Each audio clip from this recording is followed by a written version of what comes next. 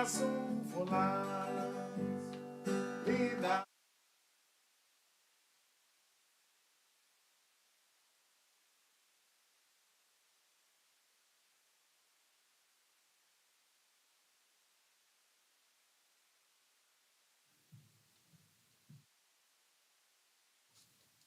Good morning, everyone.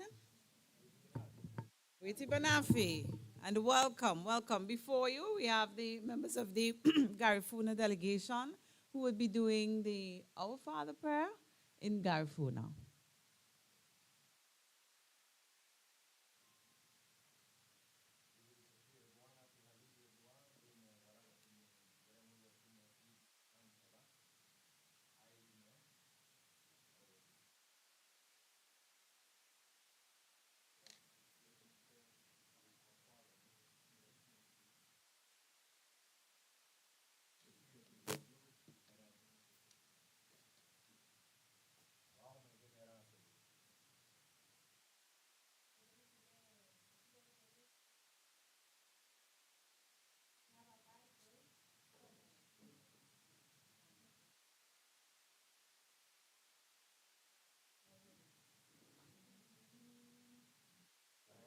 So there's a part where we're going to hum and we're going to hum along. Same rhythm, we're just going to hum along, okay? So we will follow the lead. Amen? Yes, please.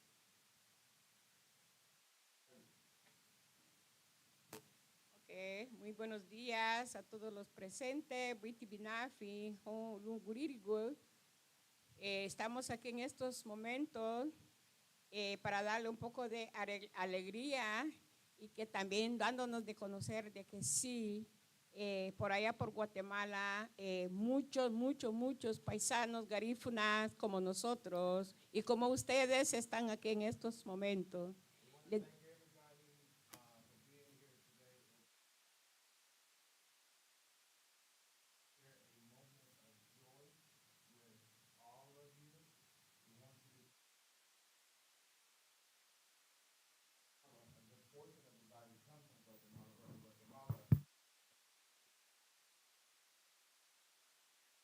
Esperamos que todo lo que se va a llevar a cabo aquí en estos momentos sea de su agrado y que se les quede como un recuerdo.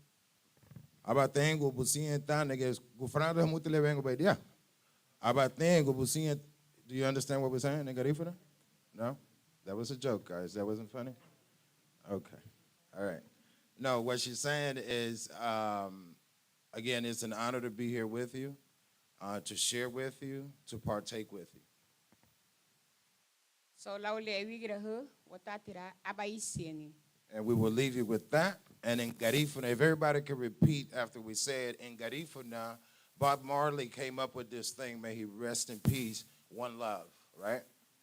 So, Abba Isiani. Abba means one, Isiani means love. So, Abba Isiani. Abba Isiani. Everybody's speaking Garifuna. So, let's go. Wagoche bongeyo lida songfula. Nyubila baro we hawo. Adagwala leba sero. Lida moa lida songfula. Lida moa lida songfula. Baba let's say be inebe wala bir. Adugu wala le babu suweru ya ubawago kaisla dugu niwa ciel. Yibila baru we hawo ugunye luma haruga. Ruba wega foi ugunye nuguchi tolani na sagweyo. Ferudu na bay wachara kaisi gubayru ferudu na wamani ha achara ruba ya wo. Migira bawa luwai guadulido lemeri ocha waguni. Itarala. Let's continue to hum, and I'll say it in English. Our Father, who art in heaven, Give us this day our daily bread, and forgive us our trespasses, as we forgive those who trespass against us. And lead us not into temptation, but deliver us from all evil.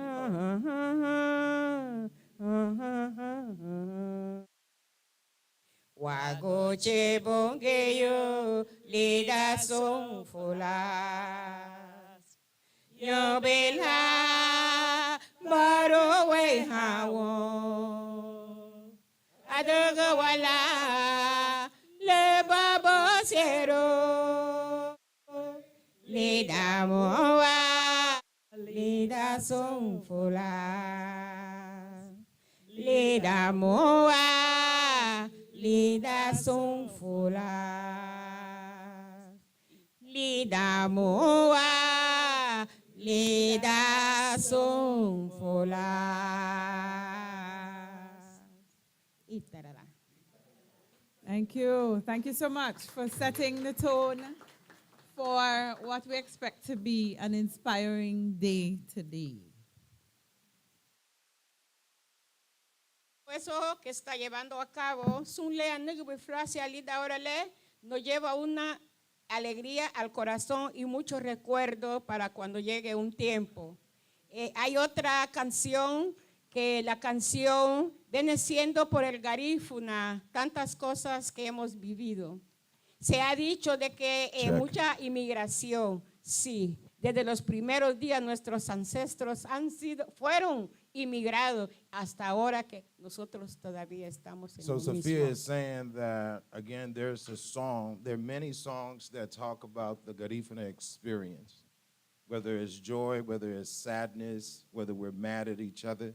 There are songs that speak to all of these experiences. And there's a particular song that speaks not only to the exile of the Garifuna people from St. Vincent and the Grenadines, but just exile itself, be it the Jewish community, the Garifuna community, it matters not. Exile is exile. So she's going to call this song here for you guys. I won't be able to translate it, but you will be able to hear it, okay? So the concept behind the song is being exiled, kicked out of your homeland. La canción va así, para nosotros los Garifuna, de parte de nuestro Ser Supremo. Jolohadan lule se furo rasale Garifuna. Jolohadan lule se furo rasale Garifuna. Queimo queimo a ganarida queimo nido queimo a furedera ni haumale harumabe queimo nagaborego ni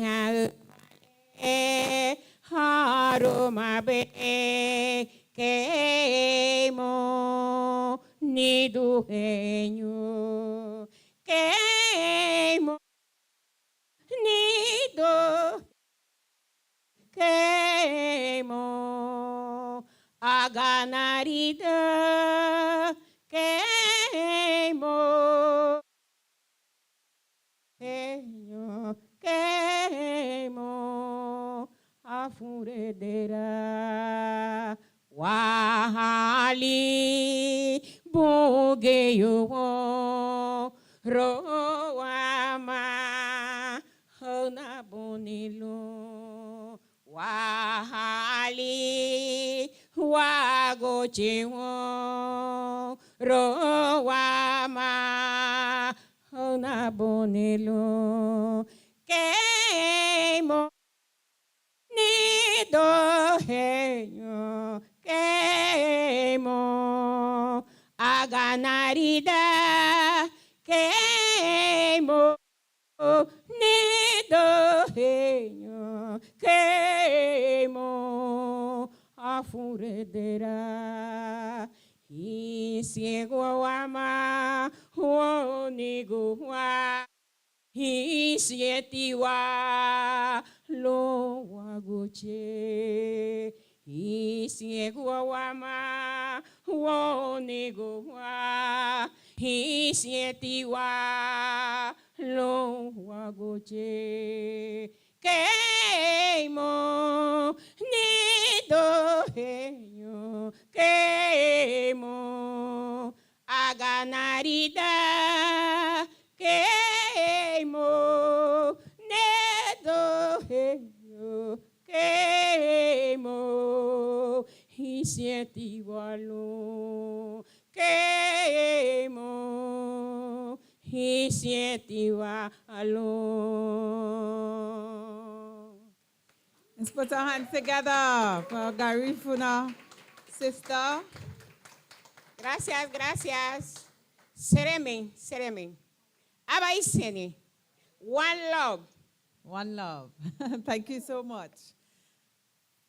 And although I do not know exactly what the song was saying, as a musician, I could tell that it is set in the minor mode, which is usually associated with melancholy experiences. So if I were to guess, I would have guessed that maybe, it's about the pain that the Garifuna felt and exile and all of that. So thank you once again. Music certainly is a good way of transmitting the Garifuna culture. All right, so we are just about ready to begin, ladies and gentlemen, boys and girls. And so first I want to say, Buiti Binafi, good morning. Good morning. And welcome to day 3 of the 12th International Garifuna Conference. Of course, you know that this conference has been organized by the Garifuna Heritage Foundation of St. Vincent and the Grenadines in partnership with the University of the West Indies Global Campus, St. Vincent and the Grenadines. As many of you already know, this year's conference is being held under the broad theme, Embracing Our Legacy, Strategies for Constructing the Garifuna Component of a 2030 Indigenous Peoples Development Plan. And over the past 2 days, we have engaged in profound discussions that have deepened our understanding of critical issues facing the Garifuna and other indigenous peoples. Day 1 commenced with an impactful keynote address, which set the tone for our deliberations. And yesterday, on day 2, we explored the legal and practical dimensions of reparations for the Garifuna people, what many believe is an essential step toward justice and recognition. So today marks the culmination of our conference as we turn our attention to initiatives promoting the transfer of technology to Garifuna and other indigenous communities. And this is a vital topic as we look toward sustainable development and certainly empowerment of future generations. Now, no biases intended as I work in education, but what makes today different and particularly special is that we get to witness creative expressions from our students. A round of applause for our students. We have several of them from several different institutions. And it's through their work that we gain invaluable insights into how the younger generation perceives our legacy and, of course, their role in shaping the future. So with that, ladies and gentlemen, boys and girls, I welcome you once again and encourage you to participate fully in today's sessions. Now, we want to begin with some introductions. I think it would be good, particularly for our students, to hear from the Garifuna delegation just who you are, where you've come from, and maybe what you do in terms of the culture. So, can we do this quickly so that the students get to hear? They can hear your accent, could hear a bit about. Yes, just stand up. You can use the microphone. There's one here.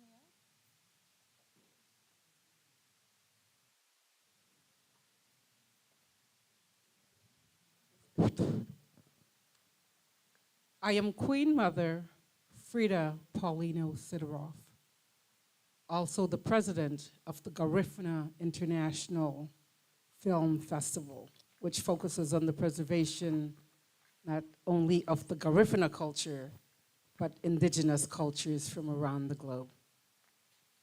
Thank you. Okay, let's continue quickly. Busenge tete lu hagambu ni himala li lu mehengu ni hon kata hila halege la hiabi kala wau hiabi hon. So hin lida bol bay Garifuna aba meti na bochu ni hon. Good, Viti Binafi. Diana Baltasar is my name.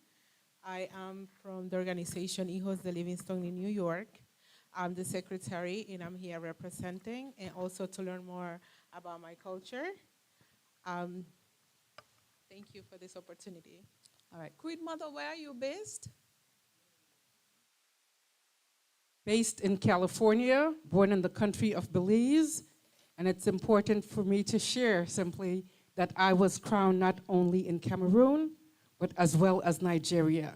So I'm also a 3-time crowned chief. All right, royalty in our presence. Even.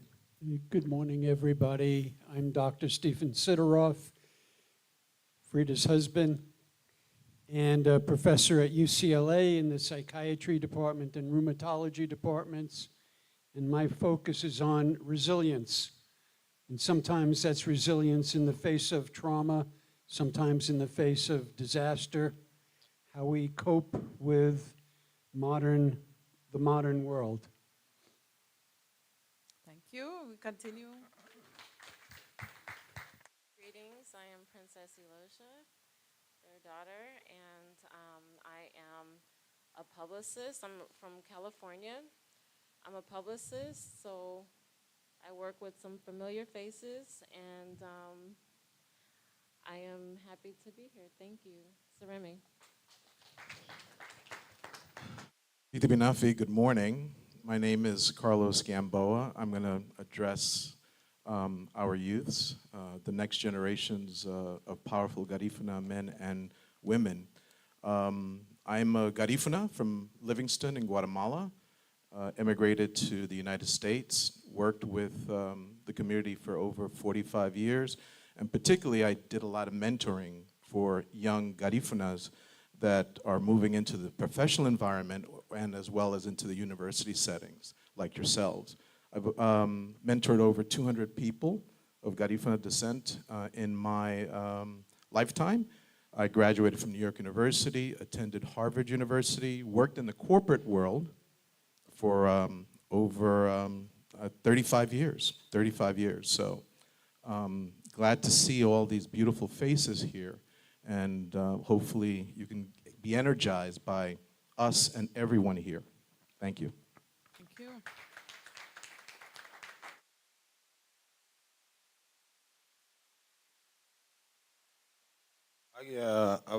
Mengo ba de ni kata ni no fre. Ugie biya again. Mi Okay, nombre right es there, okay. Sofía Blanco Arzu.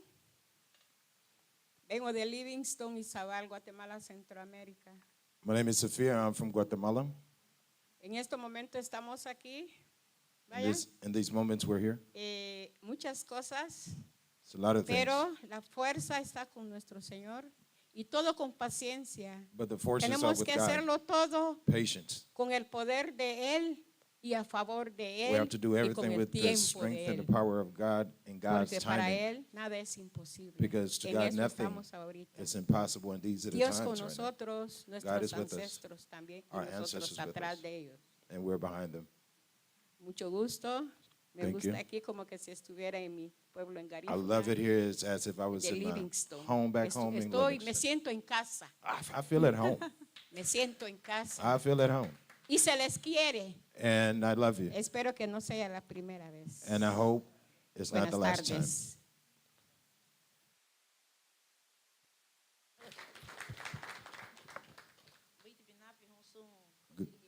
Good morning to everyone.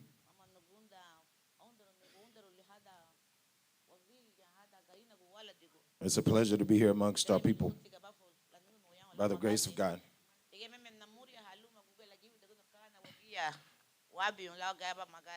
And we ask God to make sure that we get back home safely. As for me, I'm from Labuga, Guatemala, from the Garifuna community. Sylvia Leiwania, My name is Sylvia Levy. I Bellis. Okay. Now New York, kaban nagano daran di nefu now. Been living in New York for about 40 years.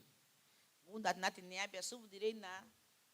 Gay na gumas, gay na wala daga.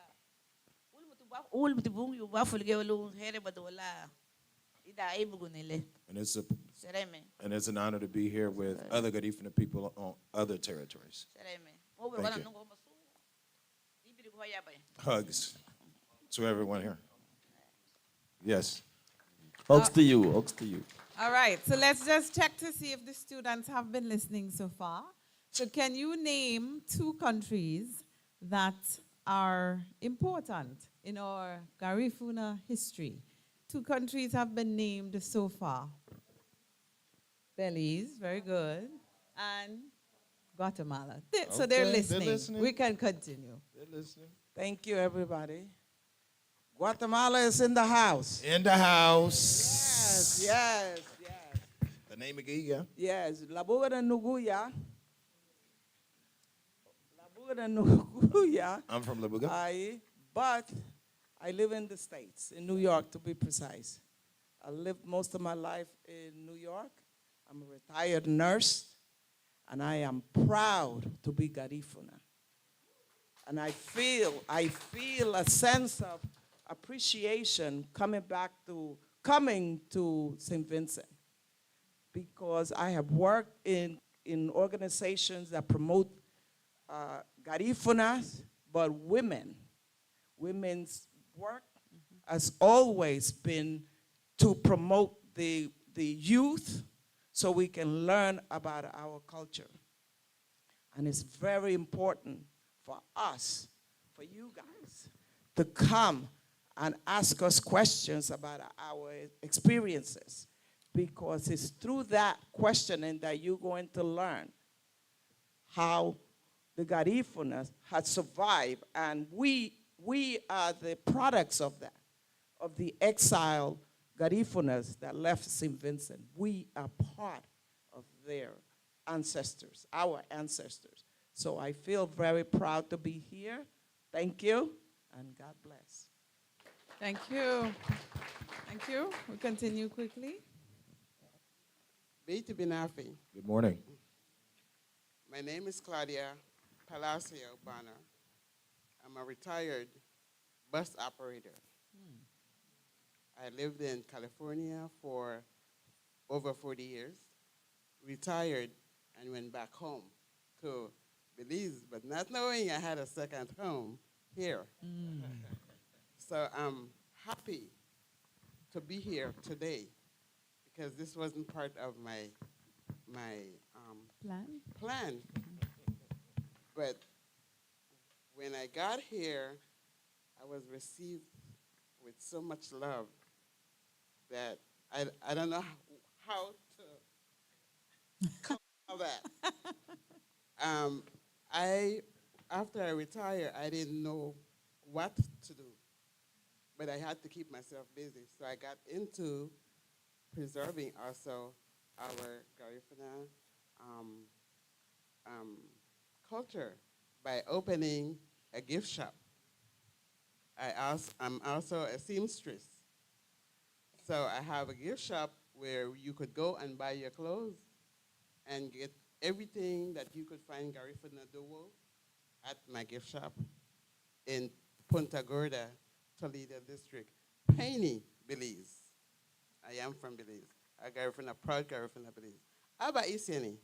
We're going to charge you for that commercial. I was charge just her for that. about to say Yeah, we're it. going to charge Yeah, her for that commercial, okay, David? Waiti Binafi. Good morning, everyone. My name is Angela Palacio, and I'm from Belize. My family is from Barranco, the most southern village, Garifuna village in Belize. This is my second trip to UWI. I am a trained electrical engineer that retired unknowingly to me over 12 years ago. And right now, I am an educator, and I lift up our Garifuna culture in every which way possible. Thank you. Thank you. Piti Binafi. Buenos dias. Good morning. My name is Celeste Rojas. I'm from New York, but I'm from Abuga, Guatemala. I'm retired from medical surgical. I am visiting Urumi, and I love to be here. I feel welcome, and I feel like home. I love my people because here is not only my people. I love it. Thank you, Neho.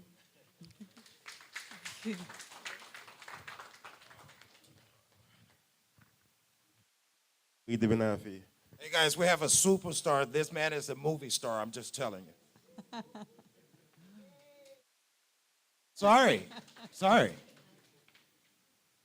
Yeah, my name is Angel Valerio from Honduras, but live in the United States. I'm a filmmaker. I do Garifuna films. One of the reasons I started doing Garifuna films, I went back to Honduras 6 years ago, and I started seeing that people didn't want to speak the Garifuna language. So I started doing films in our actual language to try to preserve the culture. So first time here, learning as like everybody else. I'm trying to learn, and so I could hopefully do a Satuye film. That's my goal. So.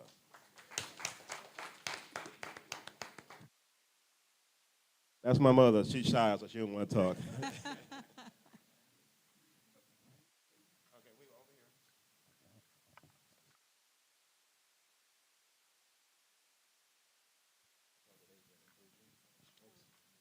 My name is Adrian, last name Nicholson.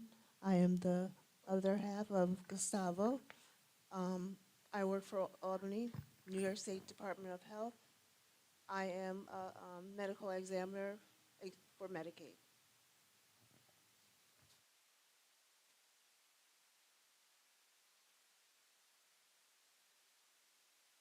Witi Binafi. Witi Binafi. Ita here. Magaetibu. Yes, sir.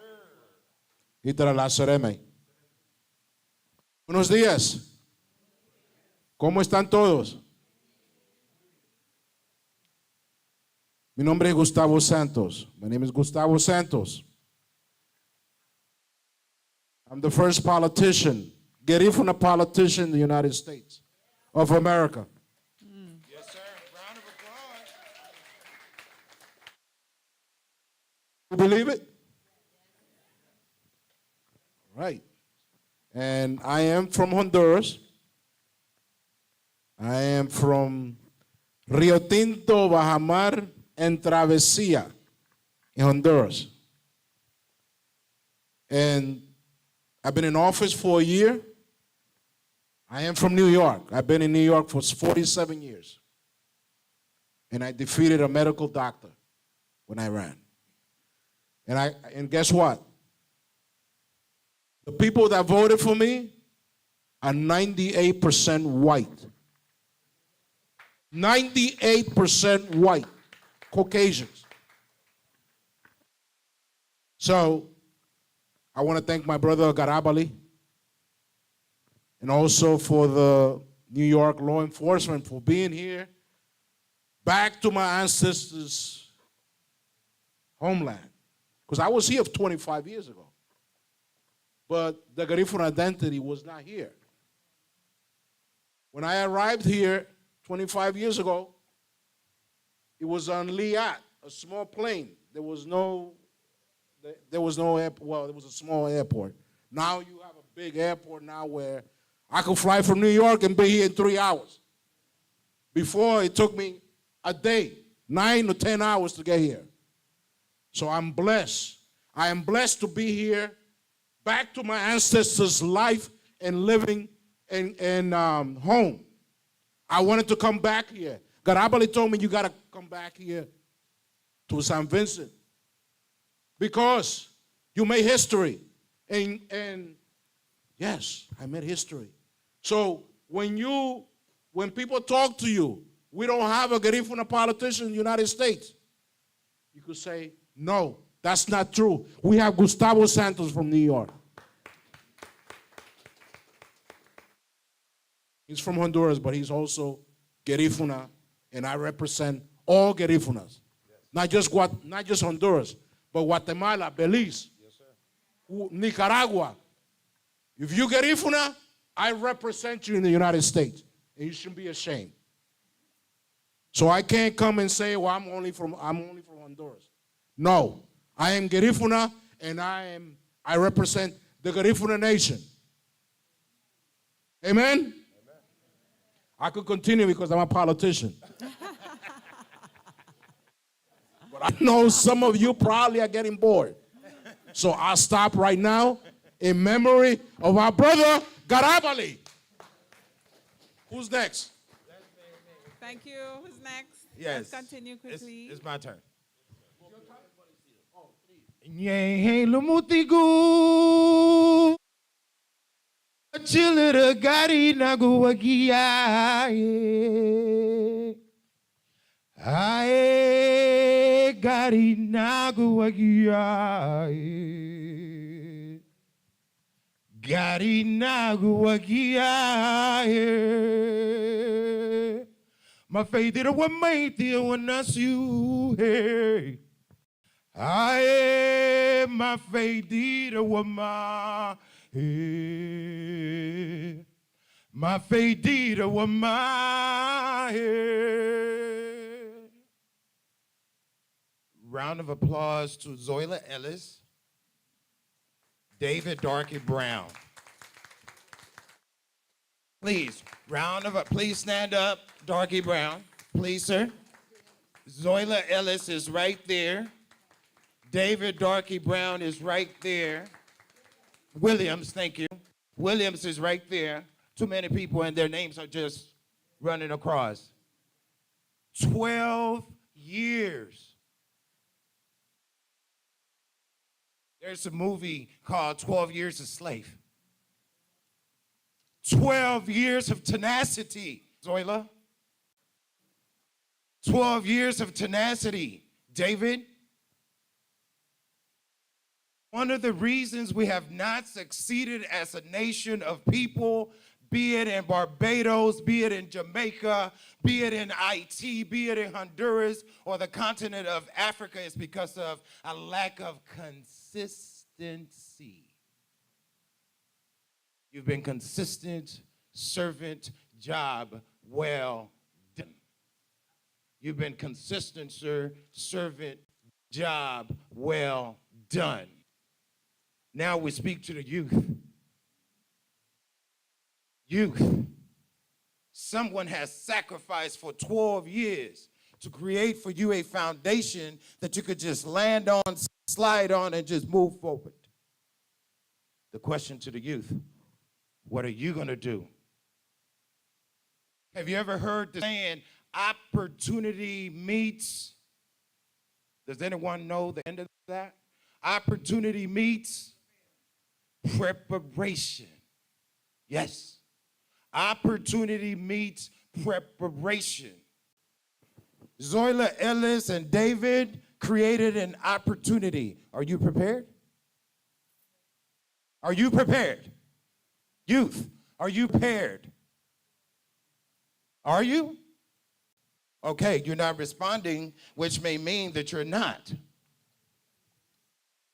It may mean that you're not prepared. Are you prepared, youth? Are you prepared? Yes. You are? Are you prepared? Yes. Are you prepared? Yes. Are you prepared? Yes, yes, yes. Hey. Yes. Can we say yes? Youth, not you old school cats. The youth. We just want a resounding yes from you. Just like this politician, I'm a politician and I can go long. Right? We want a yes that the heavens and the earth and the skies can hear. Just a yes. Are you prepared? Are you prepared? Sounds better. Are you prepared? They are prepared. Thank you, Zoila. Thank you, David, for creating a foundation. As they may sound not confident, but they are prepared. Anybody else? Right, so thank you. Thank you so much for those introductions. For those of you who don't know me, my name is Marla Nanton James, and I work in education. We have with us several students from a few schools throughout the country. We have first students of the St. Joseph's Convent, Kingstown. It's a Catholic school, and as you've heard, Kingstown, so it's located right here in the capital. We have students there in the gray and white from Sandy Bay Secondary School. That's one of our largest indigenous communities, primarily inhabited by the Garifuna people. We also have students of the West St. George Secondary School in the blue ties from the outskirts of the capital. Who else do we have? We have St. Vincent Grammar School, located right here in the capital, and Georgetown Secondary, out north. All right, so we look forward to an insightful day, and at this point, I will hand you over to the moderator of our first session. She is a retired teacher, but has been brought back into the system, so she currently teaches Spanish and theater arts at a secondary school, at St. Martin Secondary. She has a certificate in teaching, the teaching of Spanish as a second language from El Centro Intermedio de Idiomas in Venezuela. She is trained in theater arts from the University of the West Indies, and she's one of our most successful theater arts teachers. She's a journalist also, holds certificates in journalism from the UE, that's the University of the West Indies. She's a stand-up comedian and has worked with comedians in the region, doing tours of the region and the New York circuit. She's a distinguished Toastmaster, and she also volunteers a lot. All right, she has worked with numerous organizations and individuals to aid in their achievement of their goals. So ladies and gentlemen, it's my pleasure to turn you over now to our first moderator, Miss Gloria Williams.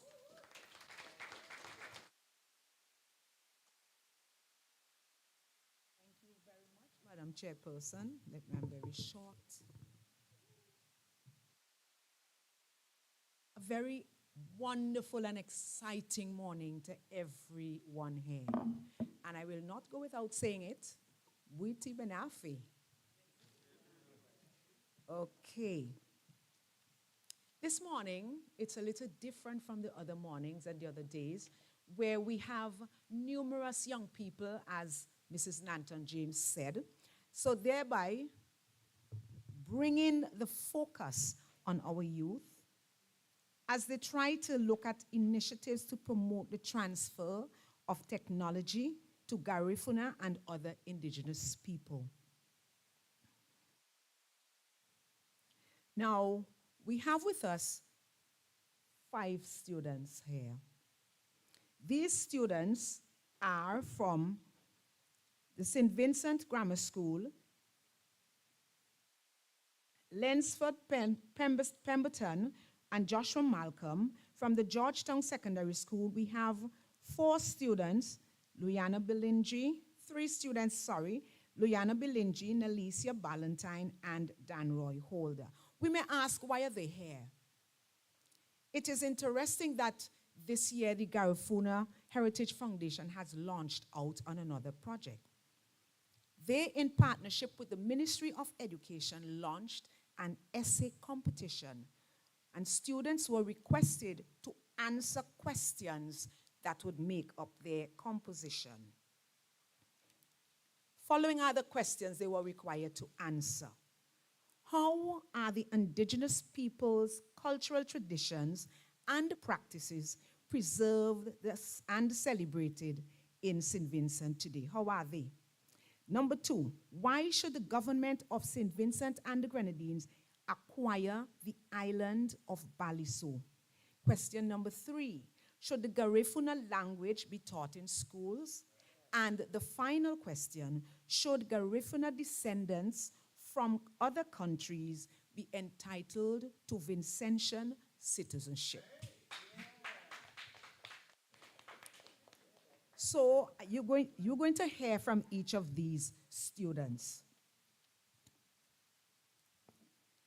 Leandre Pemberton from the St. Vincent Grammar School, he looked at, should the Garifuna language be taught in schools? Brianna Bilingi from the Georgetown Secondary School looked at, should the government of St. Vincent and the Grenadines acquire Baliso? Joshua Malcolm from the St. Vincent Grammar School looked at, should the Garifuna language be taught in schools? Nalicia Ballantyne from the Georgetown Secondary School also looked at, should the Garifuna language be taught in schools? And Dan Roy Holder from the Georgetown Secondary School looked at the legacy of the Garifuna in St. Vincent and the Grenadines. I am going to now invite each of these students, beginning with Leandre Pemberton, to come and deliver his essay.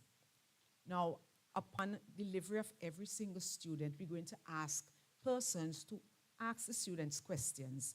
You're going to try to make it short, concise, so that we could proceed quite smoothly. So let us welcome him as he comes. Come on, we can do better than that.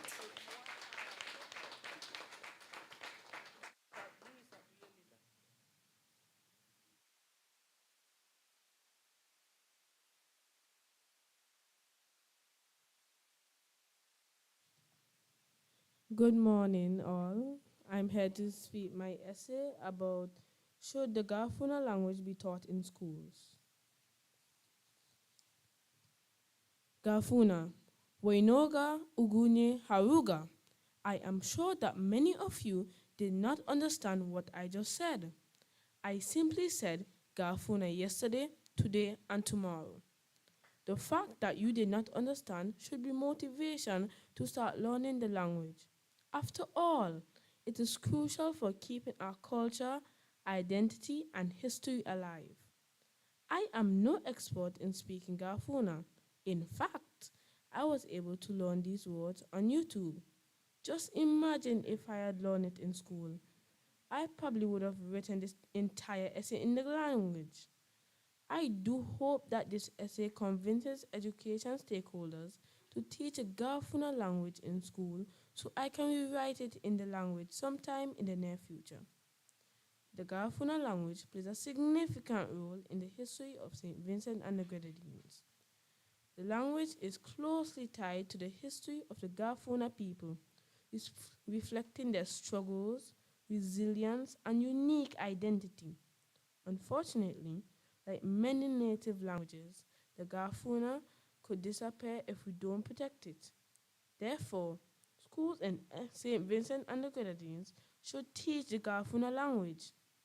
This will help students connect with our cultural heritage, boost cultural tourism, and improve creative thinking, despite the challenges that may arise.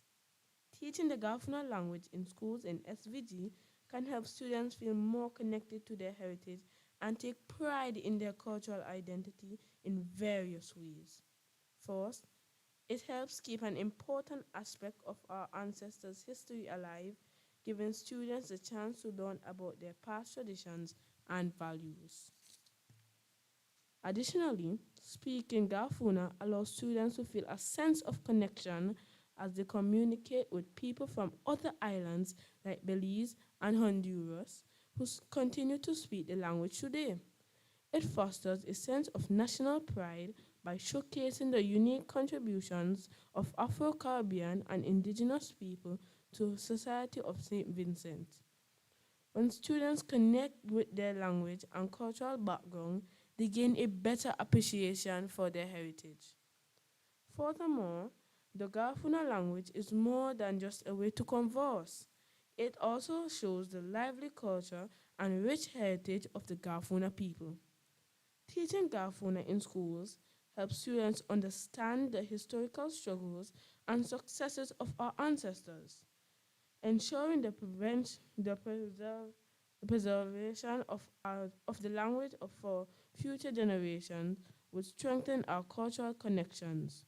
During my time at the St. Vincent Boys Grammar School, I have realized that studying French has really helped me appreciate French culture, art, and history even more. So I am really convinced that if students learn Garifuna, we get to dive into and value the customs, music, and oral stories and traditional dances like punta that are so important to Garifuna culture. Just like we value languages like French and Spanish for their cultural significance around the world, we should also acknowledge Garifuna for its importance in the diverse culture of St. Vincent and the Grenadines. Some would argue that the lack of skilled teachers and fluent speakers would be a major challenge. They would also highlight that years of the language being overlooked have made it weaker, so it needs a serious effort in training and resources to revive it. But this is not impossible. In Hawaii, the Hawaiian language, which almost disappeared, has made a remarkable comeback. Schools are beginning to incorporate it into their curriculum, and the media in Hawaii is embracing it. These efforts show that when we come together with dedication, endangered languages can flourish. I urge the government, especially the Ministry of Education, to work together with linguists, teachers, and Garifuna culture groups to create a curriculum and provide training for educators. This could lead to amazing outcomes. Garifuna, Wainoga, Igunye, Haruga. Speak it loud, let it thrive, let us keep our history alive. In today's cultural tourism scene, the Garifuna language could really benefit the tourism industry in St. Vincent and the Grenadines. A significant number of visitors want to find genuine cultural experiences, and the Garifuna language, with its unique linguistic and cultural features, provides a fascinating look into the country's heritage. By teaching the language in schools, we can create a new generation of guides, cultural ambassadors, and performers. These individuals will be able to connect with tourists in ways that are enriching and meaningful.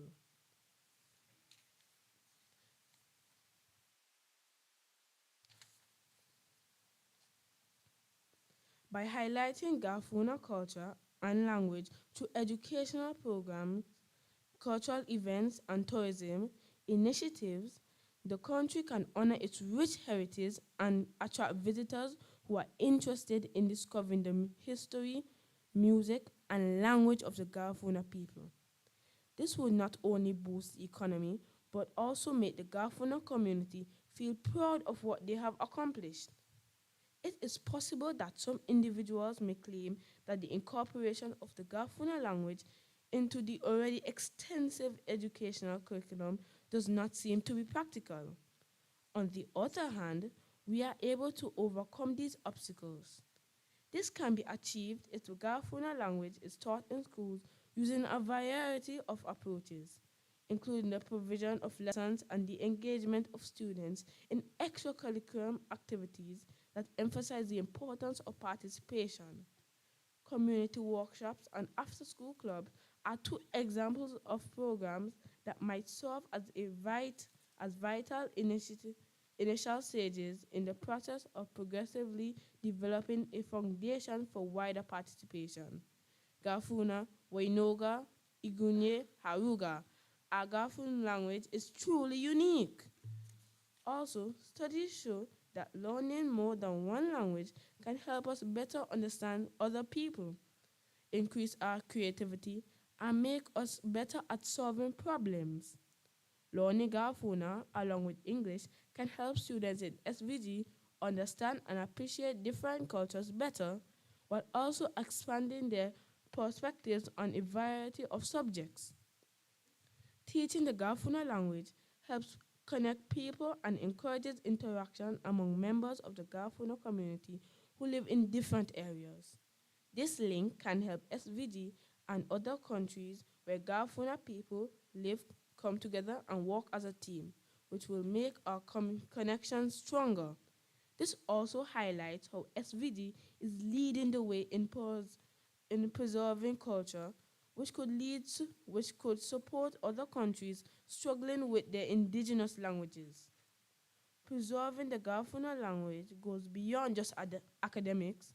It is about safeguarding the cultural heritage, identity, and resilience of the Garifuna community in St. Vincent and the Grenadines. Bringing the language to school isn't just about honoring our past. It also gives future generations the opportunity to connect with their roots, discover cultural tourism, and develop essential thinking skills. Despite facing challenges such as lack of fluent speakers and resources, examples from other regions demonstrate with dedication and collaboration the Garifuna language can be revived. As Vincentians, it is our responsibility to ensure that Garifuna remains vibrant and continues to be a significant part of our identity as a nation. Let us start moving, discuss it, act it, and learn it. Garifuna, Wainoga, Yugunye, Haruga.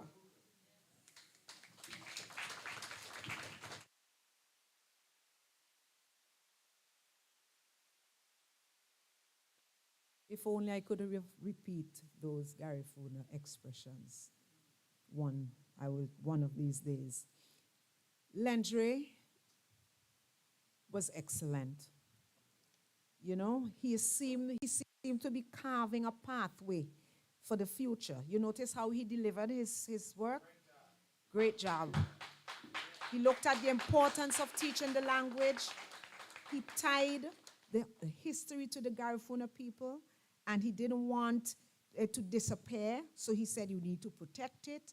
We need to improve our creative thinking. We need greater student participation. We need a sense of connection to our Garifuna relatives. And he went on and on. Let us give him a round of applause again. We will move steadily along as I now call Danroy Holder from the Georgetown Secondary School. Come on, let's welcome him as he comes.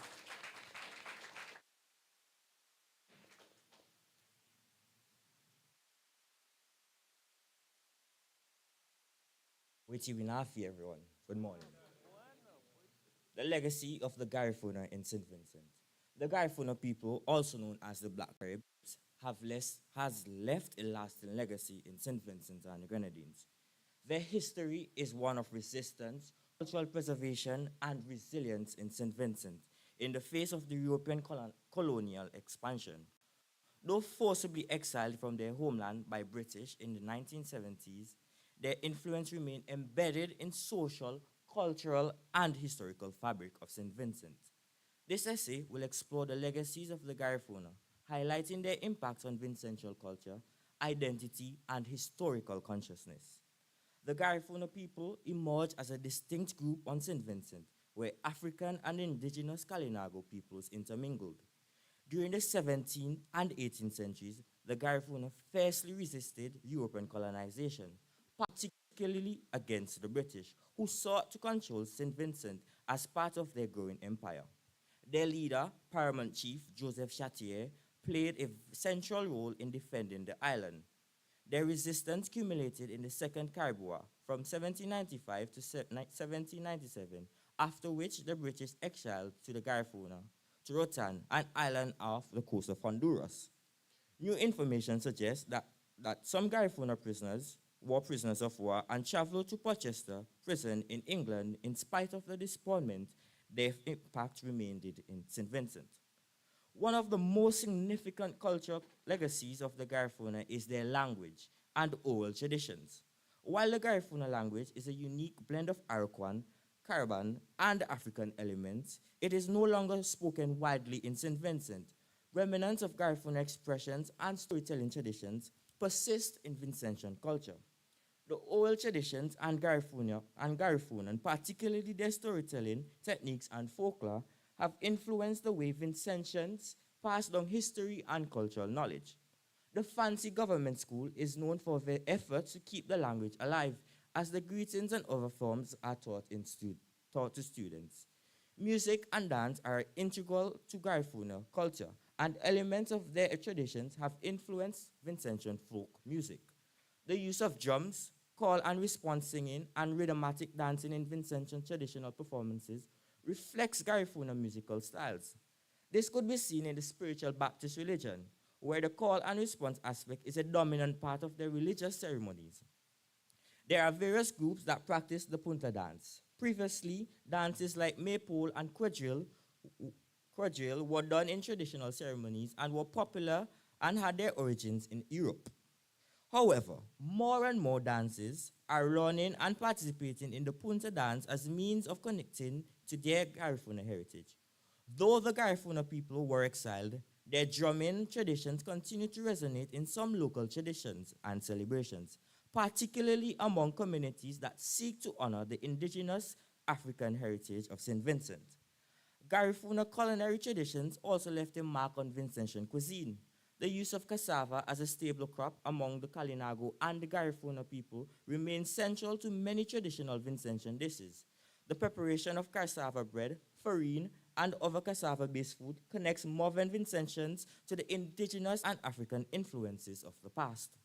The eating of wild meat like agouti, manaku, and tatu are also enjoyed by Vincentians. These meats are not normally eaten by persons outside of the Caribbean, but because of the Garifuna impact, they are still enjoyed by many. Seafood, another staple of the Garifuna cooking, continues to be a vital part of Vincentian diets, demonstrating the deep connection between the people and the ocean, a relationship long cherished by the Garifuna. The Garifuna legacy of resistance against European domination has become a source of national pride in St. Vincent and the Grenadines. The Garifuna struggle, particularly under the leadership of Joseph Chatier, is recognized by a defining moment in the Vincentian history. Chatier is honored as a national hero, and March 14, the anniversary of his death, is celebrated as National Heroes Day. His story symbolizes the broader resistance of Vincentians against colonial oppression and their fight for self-determination. The Garifuna's defiance against the British rule helped shape the later nationalist movements in St. Vincent. During the 20th century, where St. Vincent and the Grenadines pursued independence, the legacy of Garifuna resistance served as a historical reference point for political leaders and activists. Many people would reference Chatier's spirit being a part of them when they are encouraged and engaged in struggles. The Garifuna's fight against foreign control reinforced a sense of unity and pride among Vincentians, contributing to their national identity that persists today. In modern St. Vincent, efforts have been recognized and preserved to preserve the Garifuna legacy. Various culture and historical initiatives seek to educate Vincentians about their indigenous and African roots. The designation of sites associated with the Garifuna history, such as Beliso, where they were exiled, as places of remembrance, underscores the enduring importance of their history. Although the Garifuna were exiled from St. Vincent, connections between Vincentians and Garifuna communities in Central America remain strong. Cultural exchanges and historical commemorations help bridge the gap between those communities, fostering a shared sense of heritage. Some Garifuna people from Belize, Honduras, and other parts of the diaspora visit St. Vincent to reconnect with their ancestral land and host remembrance services. Educational programs and heritage initiatives continue to highlight the significance of Garifuna in Vincentian history. Schools incorporate lessons on Chatier and the Garifuna struggle, ensuring that the younger generations understand their contributions. Events such as the National Heroes Day includes lectures, performances, and reenactments that bring the history of the Garifuna people to life. Fancy and Greg's have kept the Garifuna culture alive with their Heroes Day initiatives and activities. The Garifuna Foundation hosts lectures to ensure that the knowledge of the Garifuna is kept alive. The legacy of the Garifuna in St. Vincent and the Grenadines is one of cultural resilience, resistance, and national pride. Though we were forcibly removed from our homeland, their influence persists in Vincentian identity, from music and food to political consciousness and historical commemorations. The recognition of Chief Joseph Chartier as a national hero, the continued celebration of Garifuna culture, and the connections between Vincentians and the Garifuna diaspora all demonstrate their legacy, which remains alive. By honoring their contributions, St. Vincent and the Grenadines ensures that the Garifuna spirit of resistance and cultural strength will never be forgotten. Thank you.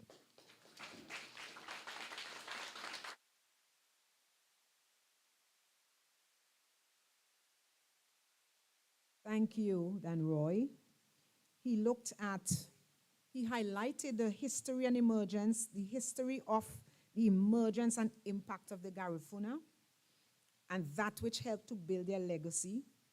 He also looked at the composition of the language, and he lauded the fact that it is being taught in the fancy government school. We all laud that fact, right? Therein is an exciting beginning. He looked at the culture and, for example, the dance, the drumming, the food, and he looked at the symbol of Châteauguay, that chief that he has left among us, one on which we continue to grow. Let's put our hands together for him again.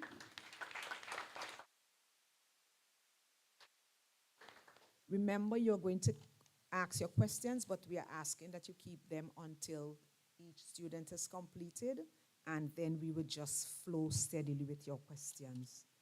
We will now have Nelicia Ballantyne from the Sandy Bay Secondary School. Let's welcome Nelicia as she comes.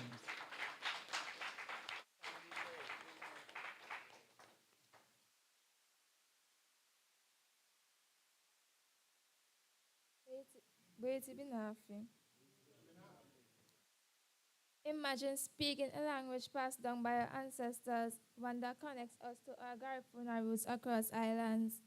The idea of speaking Garifuna will not only be a thrilling experience, but also an honor for Vincentians, linking us to our vibrant cultural heritage. Garifuna, an Arawakan language, is spoken primarily in Central America, including Belize, Guatemala, Honduras, and Nicaragua. It is a unique language that combines elements of Carib, Arak, and European languages, reflecting the rich cultural tapestry of the Garifuna people. With distinct male and female speech forms and a unique grammar and vocabulary, Garifuna is used in everyday conversations, music, storytelling, and rituals within the Garifuna community. Therefore, it is imperative that the Garifuna language be taught in schools to enhance students' cognitive abilities, preserve our cultural heritage, promote its use, and restore a sense of identity. Firstly, teaching the Garifuna language in schools offers significant cognitive benefits for students. Learning a new language is one of the most rewarding challenges a learner can undertake, as it stimulates the brain in unique ways by enhancing memory, critical thinking, and creativity. Acquiring a language involves engaging with grammar structures, vocabulary, and cultural nuances, all of which to sharpen the mind, increase flexibility, and improve the ability to tackle complex tasks. Hence, it is beneficial for students to learn a new language to improve their cognitive ability. Moreover, allowing students to learn another language in school enables them to become bilingual. Being bilingual contributes to the development of better problem-solving skills as students learn to switch between different linguistic structures. This practice can in turn enhance creativity and analytical thinking. Overall, teaching the Garifuna language will significantly aid students in improving their mental capabilities. Secondly, the Garifuna language should be taught in schools to preserve our culture and heritage.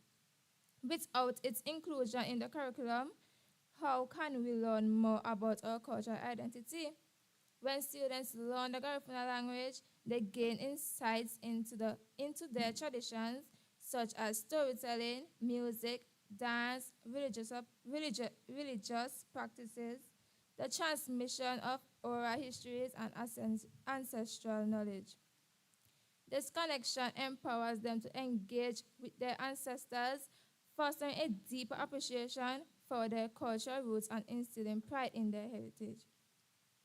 Furthermore, learning the Garifuna language in schools encourages students to explore their cultural background and instills important values. It also helps ensure that our culture is preserved for future generations. Knowing that the younger generations are learning their language and traditions promotes a stronger sense of pride. In essence, teaching the Garifuna language in schools plays a vital role in keeping our culture alive and inspiring future generations to take pride in it. Thirdly, teaching the Garifuna language in schools is crucial for promoting its use.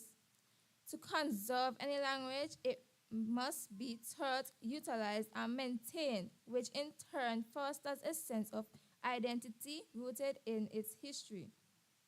When the Garifuna language is integrated into the school curriculum, it often leads to a ripple effect at home, where parents can learn from their children and pass the language on to future generations. This creates an environment where we can communicate in our native language across various settings: schools, homes, supermarkets, churches, and more, celebrating our blessed homeland of Yume. Additionally, Garifuna speakers are often outnumbered by those who speak more widely used languages. By promoting Garifuna in schools, we encourage young people to speak it, share it, and incorporate it into their daily lives, ensuring its vitality. Consequently, this effort will significantly enhance the use of the language within our society. Fourthly, integrating the Garifuna language into school curricula is crucial for preserving our cultural identity and heritage. Teaching this language will instill pride in being recognized as Garifuna and deepen our connection to our roots. In St. Vincent and the Grenadines, secondary schools currently teach French and Spanish to prepare students for the job market. Similarly, embracing the Garifuna language can enhance our tourism industry, as speaking our native language offers tourists a more authentic and immersive experience. Moreover, the Garifuna language strengthens bonds with our brothers and sisters in Garifuna communities across other islands. As Chuki, a Garifuna from Guatemala, pointed out, if the language dies, then the whole Garifuna as a whole, to me, is dead. In my point of view, you ain't a Garifuna if you don't speak the language. This emphasis on language highlights its vital role in connecting us to our traditions and heritage. Prioritizing Garifuna education empowers the younger generations to embrace their roots and fosters a profound sense of belonging. Language is not merely a means of communication. It is how we share our stories, values, and histories. Teaching the Garifuna language ensures that our rich culture is preserved and celebrated for future generations, bridging the gap between the past and the present. Ultimately, this effort builds a stronger community, encouraging unity and pride among Garifuna descendants while promoting cultural diversity within a broader societal context.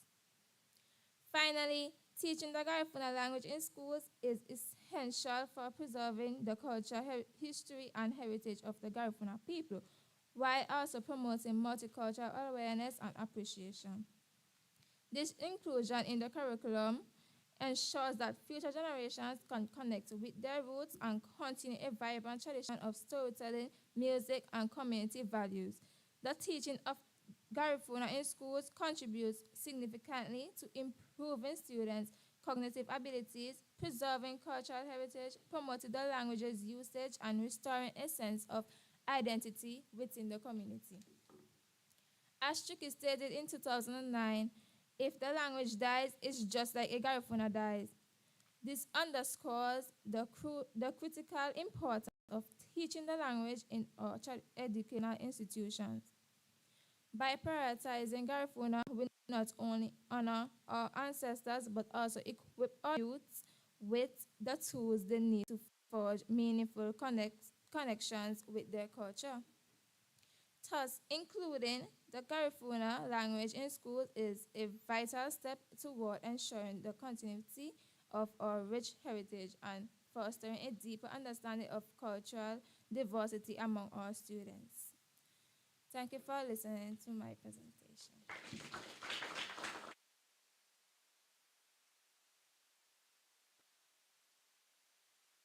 Excellent presentation, another excellent one. Nalicia, you did a great number with this one. You know, you said that the language is unique and it is spoken in countries where our relatives reside, and it should be taught in schools for cognitive benefit.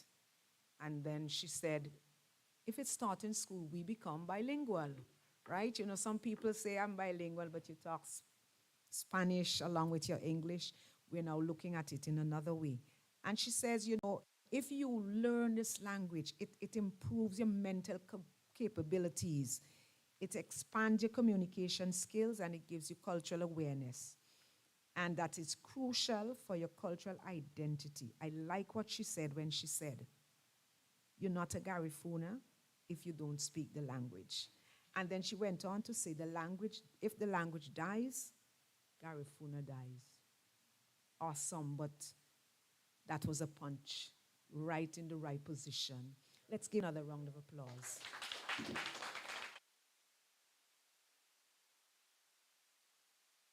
I will now have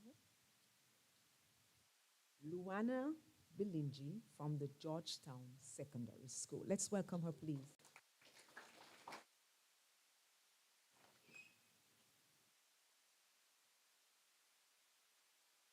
Good afternoon, everyone. I'm not feeling well, but I am going to try my best to speak and read my essay.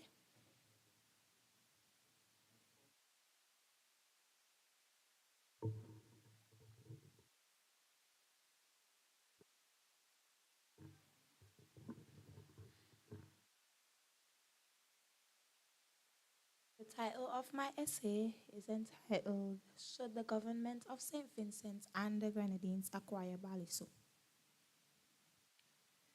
The question of whether the government of St. Vincent and the Grenadines should acquire Baliso is one of historical significance, cultural preservation, and economic development. Baliso, a small privately owned island in the Grenadines, holds deep historical value for the Garifuna people, as it was the site where the British imprisoned and subsequently deported the Garifuna following the Second Carib War in 1796. Today, the island remains uninhabited, and with the recent for sale advertisement, a new debate has emerged. This debate centers around the issue of heritage preservation and national identity. This essay argues that the government of SVG should acquire Baliso to honor its historical importance, protect its cultural heritage, and promote sustainable development that benefits the nation. Baliso is an essential site in the history of the Garifuna people. Following the British victory over the Garifuna in the Second Carib War, thousands were exiled to Baliso under brutal conditions. Many perished due to disease, malnutrition, and exposure, and the survivors were later deported to Roatan, an island off the coast of Honduras, from which the Garifuna diaspora spread throughout Central America. New research has also shown that some of the Garifuna people made it to Britain as prisoners of war, where they were housed at Portchester Prison. This rich history of the island highlights that the island is much more than an uninhabited piece of land for sale. The history connects present-day Garifuna with the painful past that our ancestors endured. Hence, the acquisition of Baliso by the government would be a significant step not only toward recognizing the painful history, but also towards preserving it for future generations.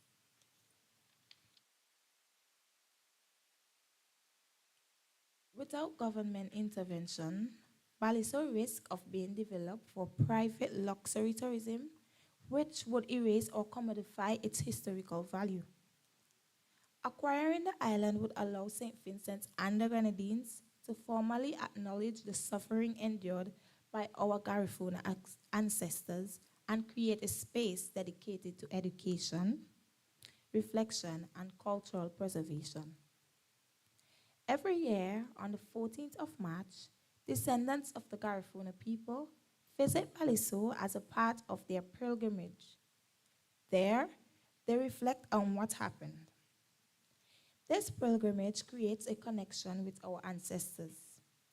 To leave this space open to possibility of being commercialized would take away from the sacredness of our ancestral home. Therefore, should the government acquire Baliso, it would demonstrate SVG's commitment to recognizing and honoring the contributions of the Garifuna people to the nation's history and cultural identity. The Garifuna people, though largely displaced from St. Vincent, remain an integral part of the nation's cultural fabric. Acquiring Baliso would provide a physical site for the descendants of the Garifuna and the wider Vincentian population to engage with their history. Establishing a national heritage site on the island could facilitate cultural events, academic research, and historical tourism that educates both Vincentian and international visitors. Additionally, acquiring Baliso aligns with SVG's broader efforts to preserve its indigenous heritage. The recognition of the Garifuna as a distinct cultural group by UNESCO underscores the importance of preserving their historical sites. A government-owned Baliso could become a symbol of national unity and reconciliation, promoting a more inclusive historical narrative that acknowledge all facets of St. Vincent and the Grenadines' past.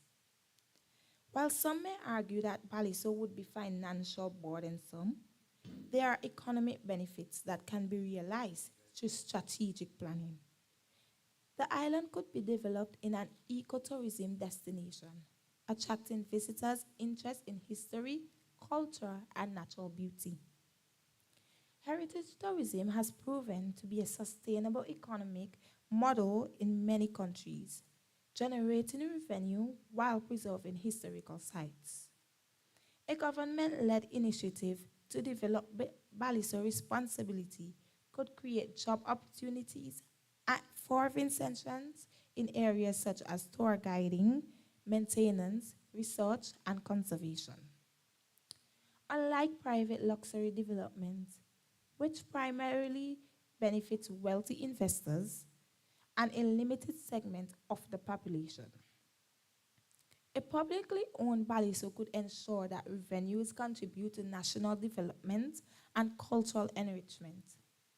Furthermore, the acquisition could provide opportunities for international partnerships and funding.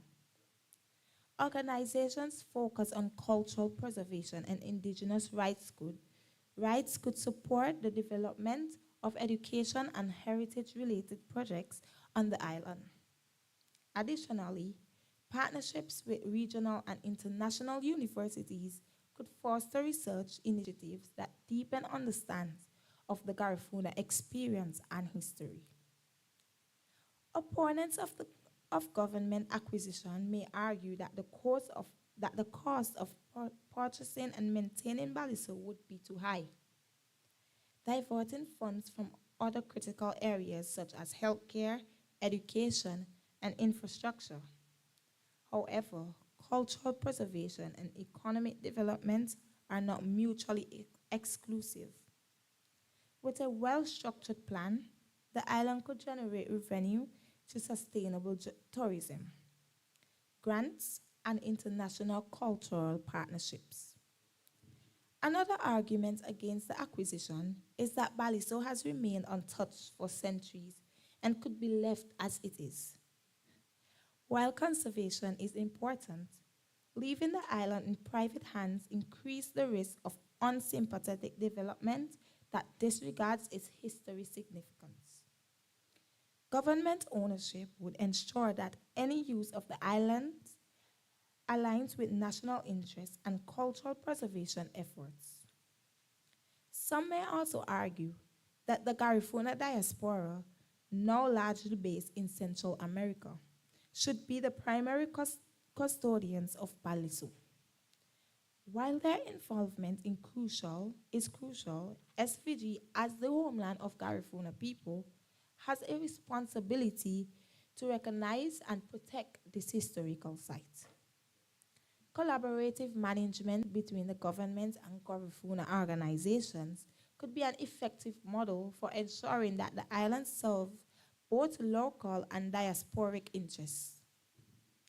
The acquisition of Baliso by the government of St. Vincent and the Grenadines is a necessary step towards honoring the country's history, preserving its cultural heritage, and promoting sustainable economic development. As a of immense historical and emotional significance, Baliso should not be left vulnerable to private exploitation or neglect. Instead, it should be transformed into a national heritage site that educates, commemorates, and unites Vincentians and the Garifuna diaspora. Through careful planning and international cooperation, SVG can ensure that Baliso remains a testament to the resilience and cultural richness of the Garifuna people while contributing to the nation's socio-economic development. Acquiring Baliso is not just about reclaiming land.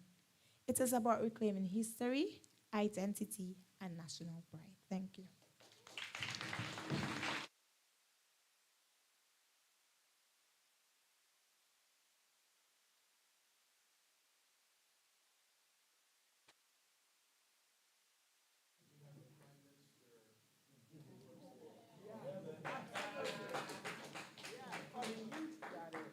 You jumped the gun. You heard that last sentence about ensuring that Baliso remains? Huh? Okay, this young lady, she touched it all around, you know. She looked at the historical significance, the cultural heritage. She looked at promoting sustainable development, and then she explored all of these little pieces one at a time, leaving everybody certain of what she was trying to say. She even looked at it being acquired or not acquired, you know, and she coined a phrase, a public-owned Baliso. You heard that? So so sometimes we underestimate our young people, you know, and I guess she would have written it and gone through the speaking of it to practice and so on. But I think every student who has presented here, it is clear that they are involved in what they are delivering. And that is what we want. They are involved. That's what we want. So students, yes, congratulations to all of you. We have one student remaining, and we're not going to make that student feel left out. You know, we're going to go straight into our next student, who is none other than from the St. Vincent Grammar School, Joshua Malcolm. Let's put our hands together for Joshua.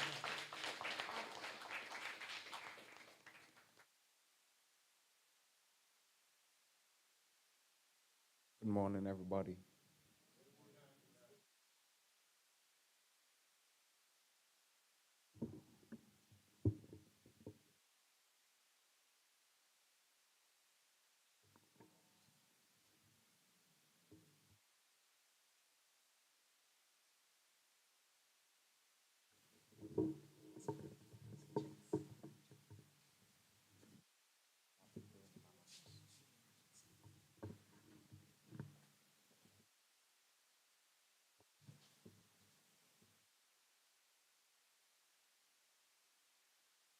My essay is entitled, Should the Garifuna Language Be Taught in Schools? The Garifuna people have a rich cultural legacy that is ingrained in their language. The Garifuna are descended from West African, Arawak, and Kalinago forebears. The Garifuna language has been designated by UNESCO as a masterpiece of the oral and intangible heritage of humanity, provides a link between current and future generations and their historical and cultural heritage. Despite its cultural and historical relevance, newer generations have little to no exposure to the language. It is therefore in danger of going extinct. Formally incorporating the Garifuna language into the school curricula is therefore one way to preserve this linguistic gem. This essay makes the case that teaching the Garifuna language in schools is necessary to maintain its cultural relevance, promote respect for indigenous history, and stop the loss of a vital aspect of Garifuna identity. The importance of the Garifuna language. One of the most significant indicators of cultural identity is language, and the Garifuna language is no different. It represents the Garifuna's people's collective experiences, oral traditions, and hundreds of years of history. Garifuna is a linguistic creation of cultural fusion distinct from many other indigenous languages, in that it combines aspects of Arawak, Carib, and African linguistic influences. The Garifuna are indigenous to St. Vincent, and this country was their homeland until they were exiled by the British after the Second Carib War in 1797. Furthermore, the language plays a critical role in storytelling, music, and rituals that define the Garifuna heritage. The wisdom and cultural expressions that have been passed down through the years could be lost if the language is not properly preserved. Hence, the charge for its inclusion in the school curriculum. Future generations would continue to be connected to this distinctive linguistic and cultural legacy if Garifuna were taught in schools. It will also promote a greater awareness of our distinct Vincentian history and a sense of national pride. Teaching the language fosters cultural exchange.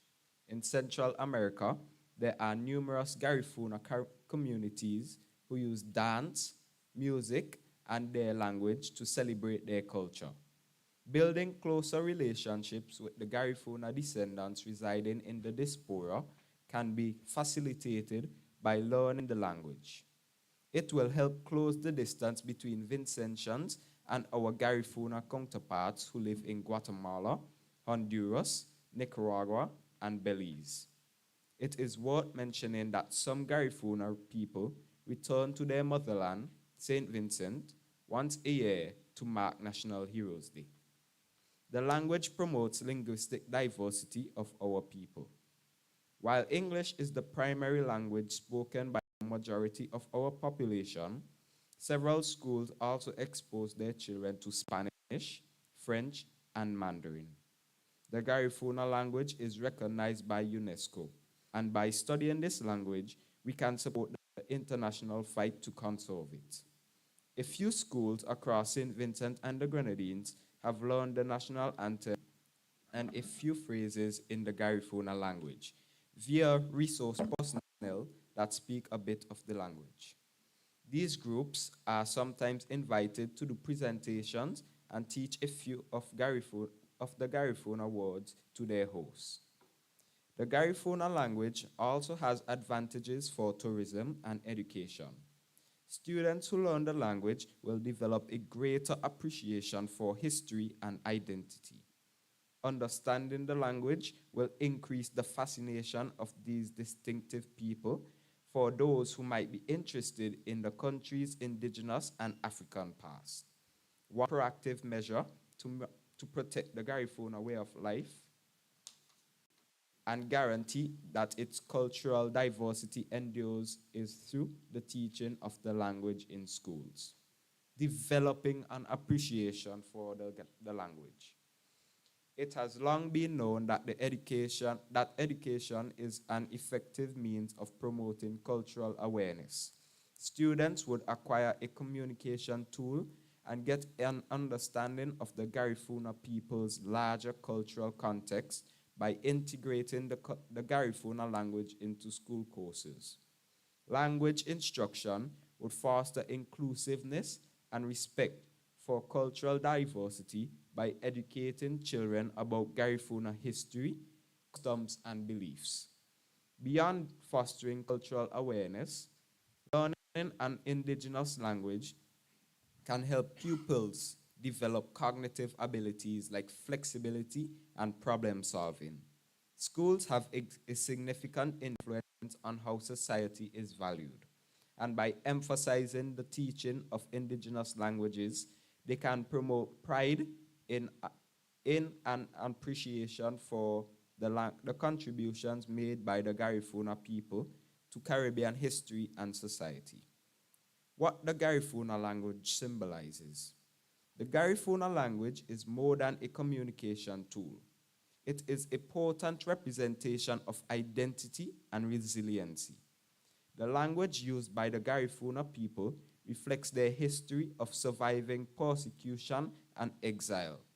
The Garifuna people have retained a strong cultural presence since their forced relocation from St. Vincent to Central America, and a significant part of their lasting identity is their language. It represents self-determination, resistance, and continuity.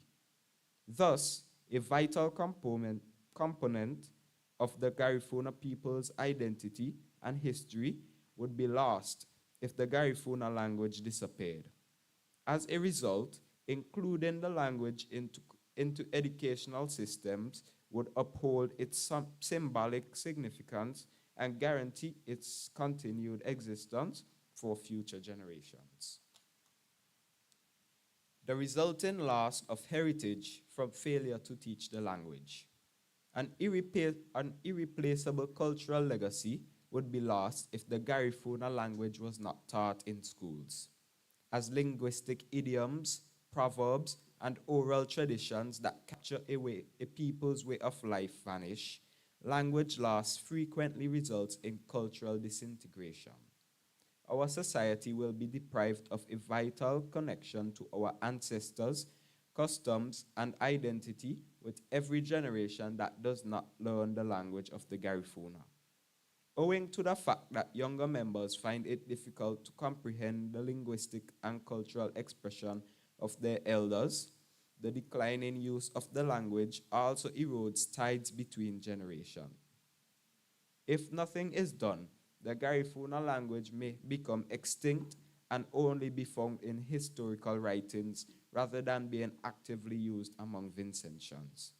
In conclusion, the Garifuna language serves as a conduit for cultural history, identity, and resiliency, in addition to being a language of communication. To maintain its importance, cultivate appreciation among the next generation, and stop the loss of a priceless cultural legacy, teaching the language in schools is critical. Educational institutions can play a crucial role in preserving the identity of the Garifuna people by prioritizing Garifuna language instruction. The incorporation of Garifuna in formal education is an essential step in guaranteeing that this rich linguistic legacy remains for future generations. Preserving indigenous languages is a shared responsibility.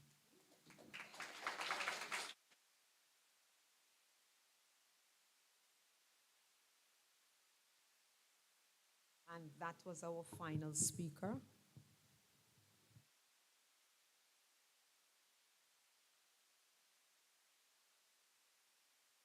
That was our final speaker who looked at the language and declared that without exposure, extinction will follow. You know?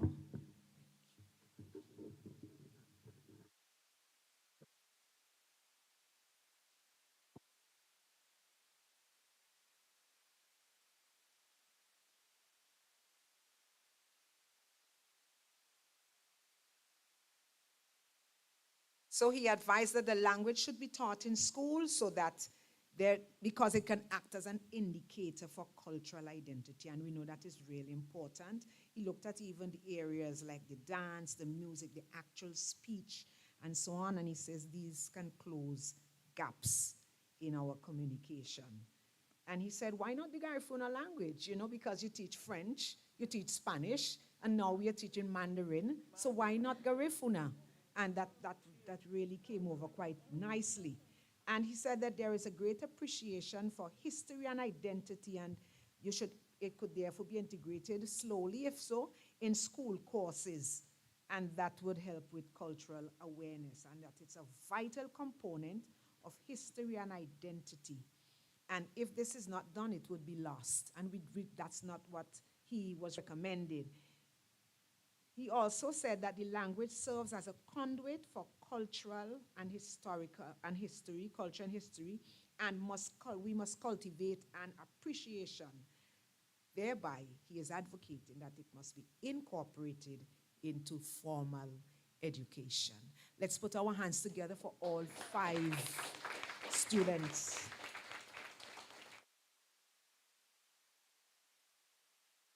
We have come to the point where we are going to give these students a reward for the work they would have done.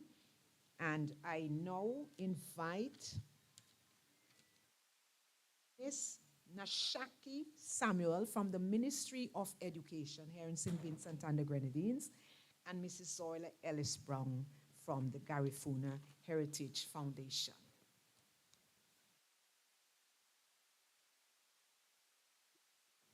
Good morning, Buiti Benafi. We have heard the presentations from these wonderful students, and it is now my pleasure to invite each one to receive a certificate of appreciation, which is jointly from the Ministry of Education and the Garifuna Heritage Foundation. First up is Mr. Leandra Pemberton. Leandra Pemberton.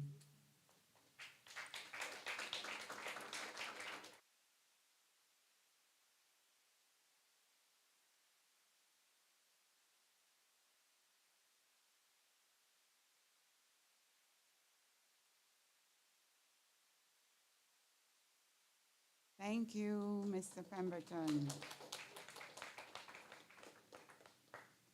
Dan Roy Holder.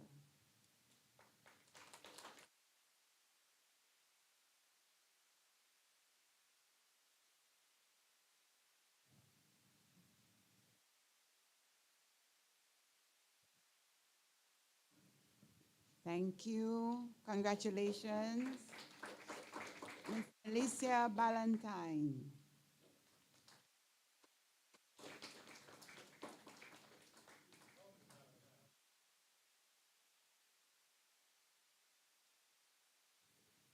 Thank you and congratulations.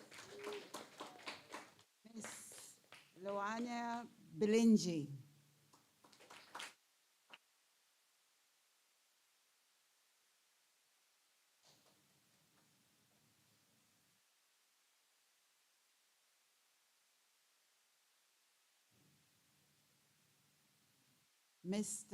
Thank you, and Mr. Joshua Malcolm.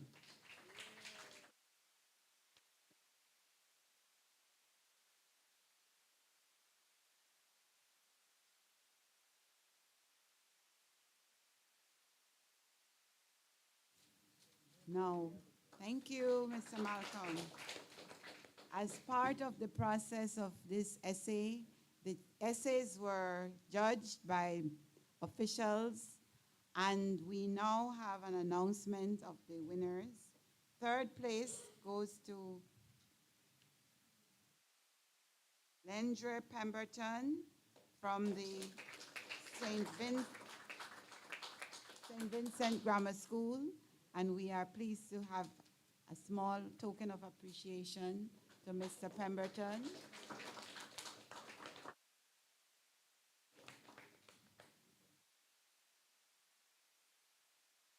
Second place to Dan Roy Holder of the Georgetown Secondary School.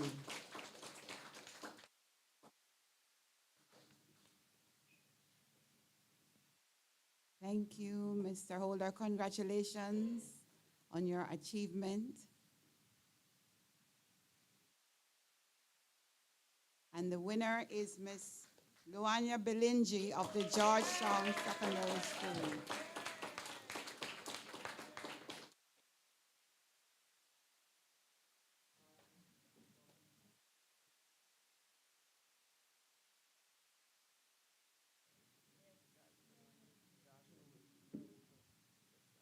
Congratulations, Luanya.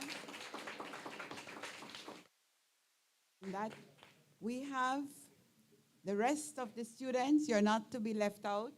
We will each be receiving our VINLEC calendar, which was developed by the Garifuna Heritage Foundation in collaboration with the VINLEC Electricity Company, which is the first time this electricity company has done a calendar which is focused on the Garifuna heritage. And that calendar is an important symbol of the future collaboration between the foundation and a corporate entity, because this calendar has a QR code which you can get further information on the Garifuna heritage for future reference. So we are very pleased that VINLEC Corporate collaborated with the foundation in the development of this calendar. Thank you very much. Ladies and gentlemen, put your hands together for all these students.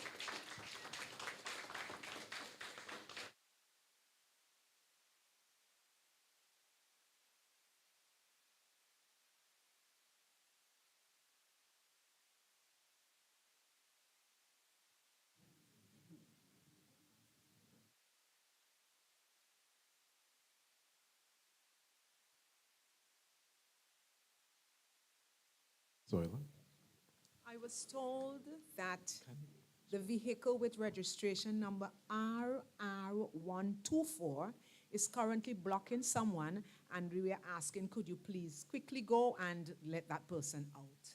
RR124. Please.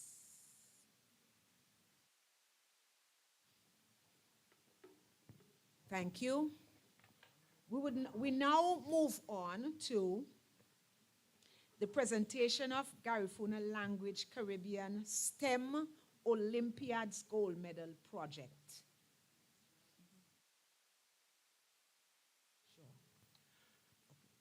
I Let's just want to take make a quick announcement. Just want to make a quick announcement. I know a lot of us, a lot of people here were very inspired by what we just saw and heard. I've been blessed. God has blessed me quite a bit. And so what I'd like to do is, on behalf of myself and my wife, we would like to donate to the Garifuna Foundation $1,000 per year for the next 3 years. So that's $3,000 total. So this can continue. I'd like to see David and Zoila, because this is definitely needed for this next generation. So this can be used for trophies, certificates, whatever is needed for the schools, for the kids, so this way we can take this a little bit further. This has been tremendously a blessing, and I know that we've seen it, and sometimes we have to give what we have, particularly for the next generation. So you have a commitment from me and my wife, $1,000 per year for the next 3 years to help support this in this continuance for a total of $3,000. Thank you. That is definitely much appreciated. Mr. Gamboa, we are very, very appreciative of this contribution. I'm sure the students who are here would recognize the fact that you put out effort and you're only getting back a token. You will get a bigger token after this donation. So thank you very much, sir. Thank you.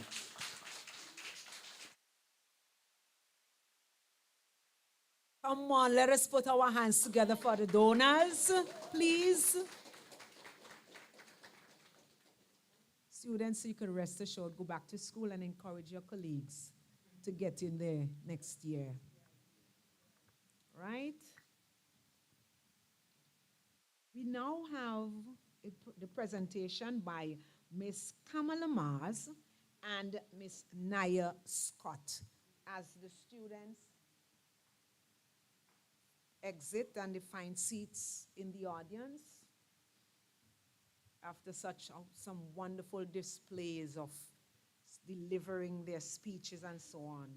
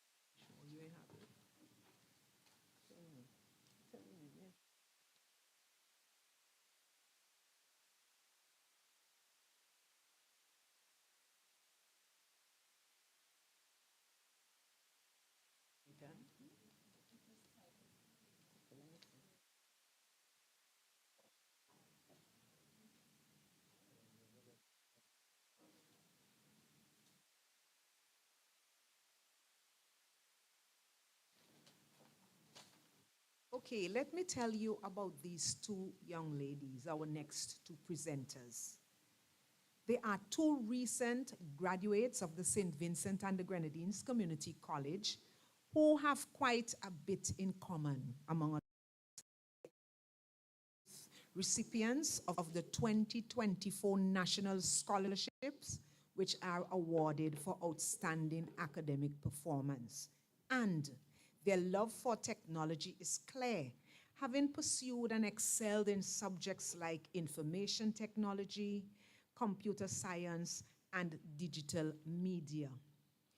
Now, in February of 2024, they participated in a 3-month coding workshop held by the Caribbean Science Foundation, or the CSF, where they learned the basics of the Python coding language. At the end of the workshop, they were required to create a game as their final project, and that's how Garifuna Guru came into being. Sounds exciting, right? They didn't stop there, though. Motivated by their project's potential impact, they decided to enter Garifuna Guru in the 2025 Caribbean Science Foundation's Computer Coding Olympiad, and subsequently became the first participants to enter under the theme of cultural preservation. For their work, they won gold.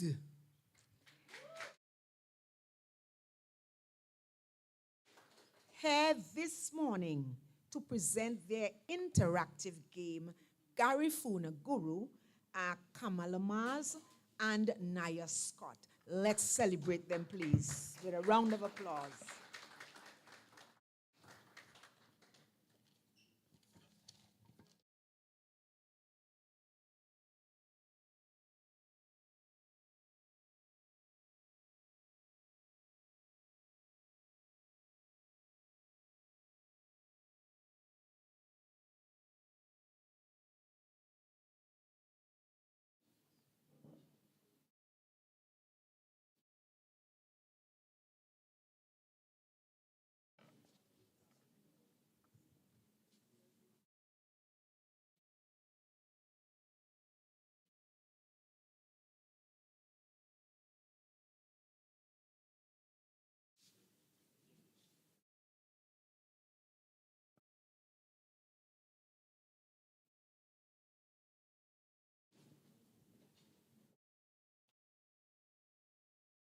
Please bear with us as we try to get this exciting idea to everyone here.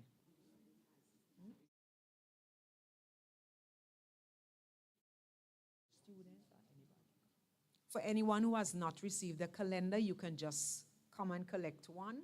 They're being passed around now. Just identify yourself by putting your hand up or signaling. All right?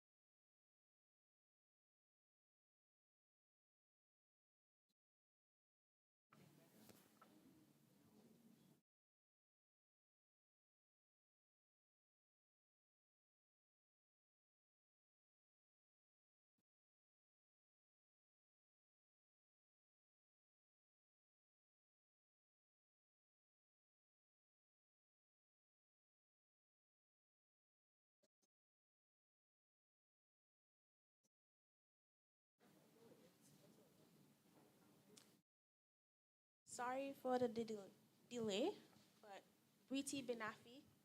Good morning, everyone. My name is Kamala Maz. And I'm Naya Scott. And Together, we are the Carif Coders. Today, we are excited to present our project, Garifuna Guru, which addressed a challenge under the theme Cultural Preservation at the Caribbean Science Caribbean Science Foundation's 2025 Computer Coding Olympiad. In order to be competitive at the Coding Olympiad, we had to choose a project that addresses a challenge in the Caribbean region. And so we decided to examine our own country and see what issues could be addressed here in St. Vincent. Someone who is interested in the history of the Caribbean, my mind immediately thought about the Garifuna culture in St. Vincent and the Grenadines. We identified two problems in relation to the Garifuna culture in St. Vincent and the Grenadines. As you know, the Garifuna people were exiled to Rotan, an island off the coast of Honduras.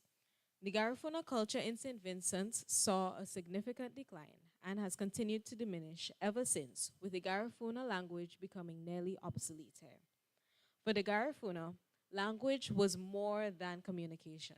It was the backbone of their culture. Their language carried traditions, stories, and history. It strengthened community bonds and reinforced cultural identity. Even if the descendants of the Garifuna people or non-descendants wanted to learn the Garifuna language, resources to aid them in doing so are limited or not easily accessible. So we came up with a solution. Garifuna Guru.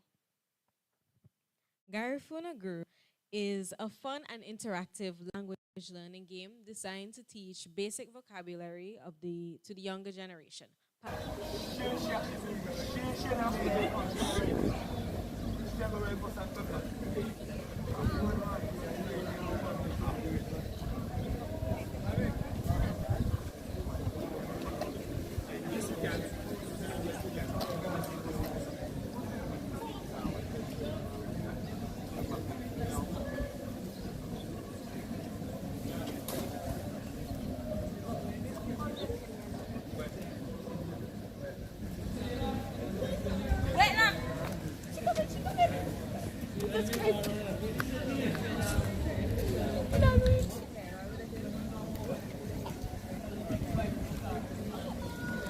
No, me, do not tap my business.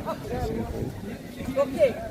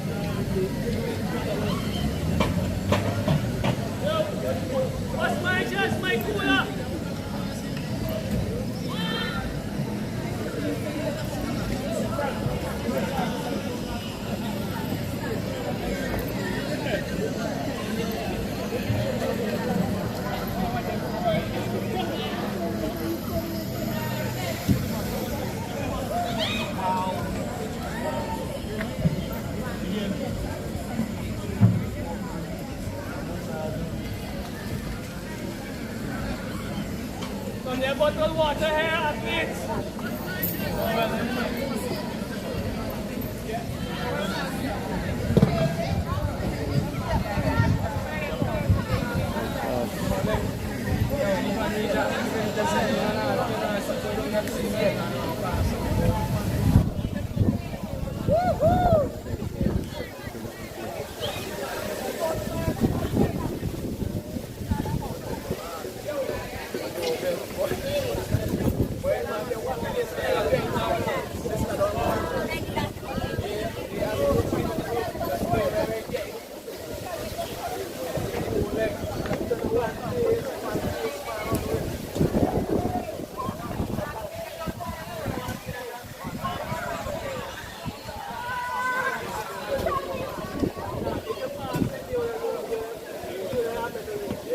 gonna pass Mr. Torres. And we could have passed some long time up the road and I'm support. Wait till we see drop the shoulder down there. First, second, you send me video, bro?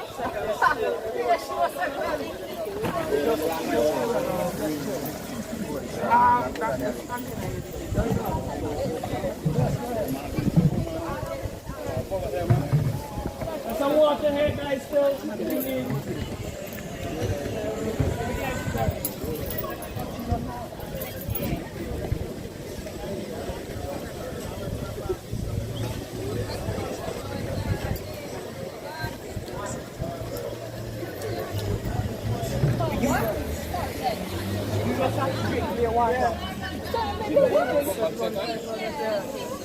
So you see if Kenny had come out of sheep.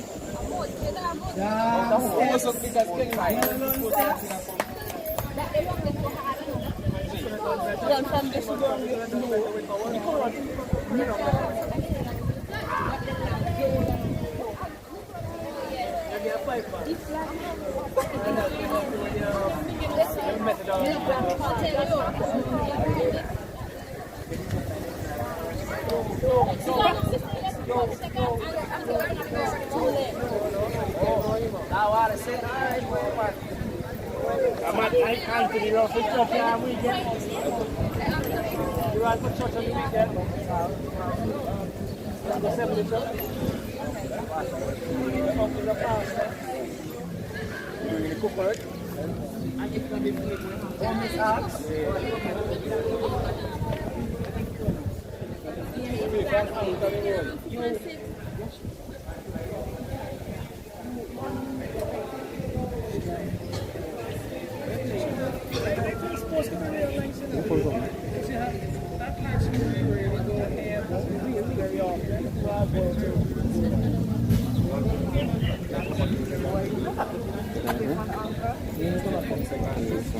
I don't know. The other one.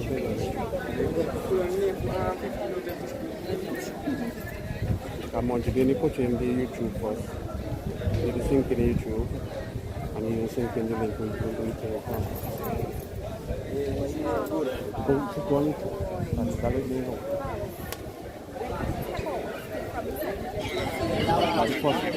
the first one.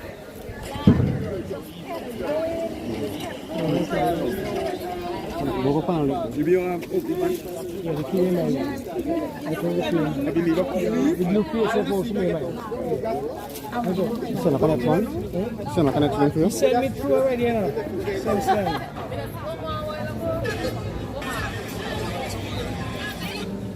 No. No, yes. And the live not been a show, But that's not our fault. That's no sin fault because they came late and everything is scheduled. yeah, it's clean and the time when it supposed to go live. Them thing there, No, just to go back on YouTube. Yeah, YouTube. I'm telling me don't mean depend them thing there. Let me tell you, I just go to the link. Yeah. What number be?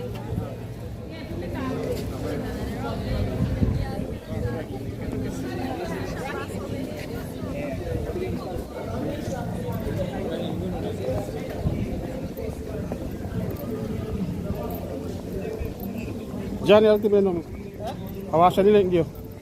Come on, to my channel. Come on, to can be now. 532-9947. 532-9947.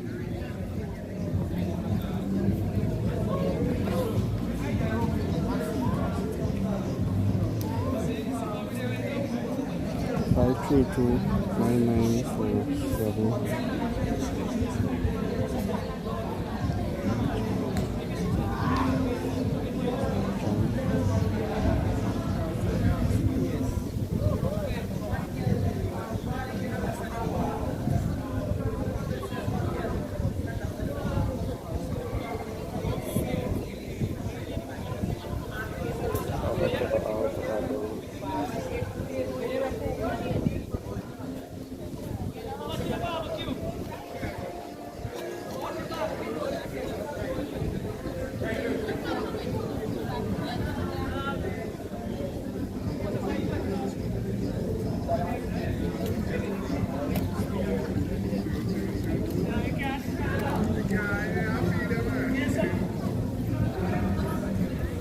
somebody coming in. Just Just up there.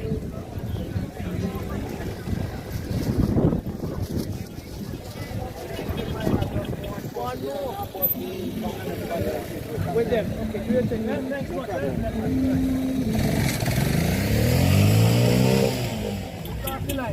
Come on, give it up, give it up!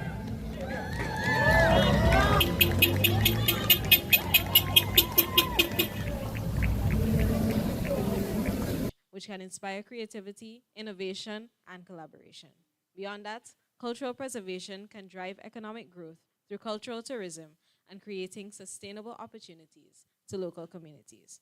Through Garifuna Guru, we aim to foster the Garifuna culture, revitalizing its language and heritage so that it can regain its vibrancy and inspire future generations. Thank you for listening.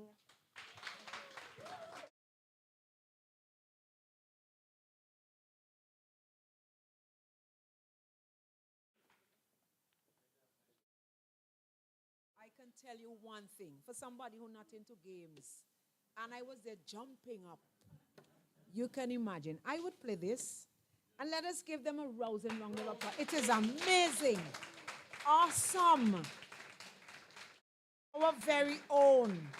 And look at them, little children in mommy's arms still, but with such phenomenal insight. And we really have to applaud young people and push them forward. When you see they have these ideas and they didn't just sit there in their heads, they put them out there. You know, a wonderful, wonderful way to go. Wonderful area to go into. And you see all those things you spoke at the end? Money. You understand? So sustainability, you know, and stuff like that. And you should be blazing a path for other young people to follow. Not necessarily in this area, but in creating initiatives for yourselves and pushing yourselves forward. All right, so let's give them a rousing round of applause in the end.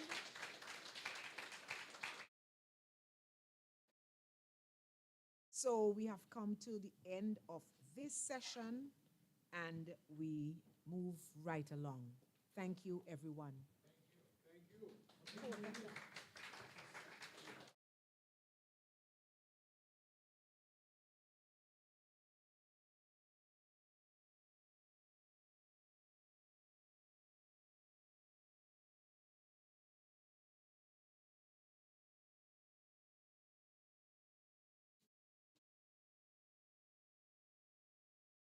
Another round of applause for our first moderator of the day, Miss Gloria Williams, who did a marvelous job moving us through that section.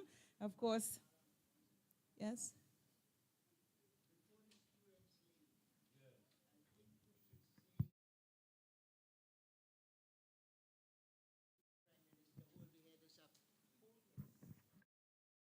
Good. It's morning, afternoon. I'm not sure.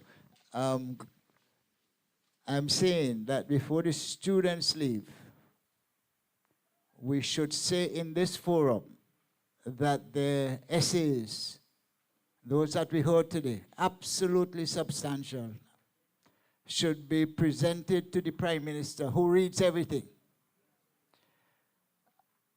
So I think maybe from your position, Marla and Rizoila, we could make that commitment to the students to know that their works will be forwarded and will certainly be considered for the future.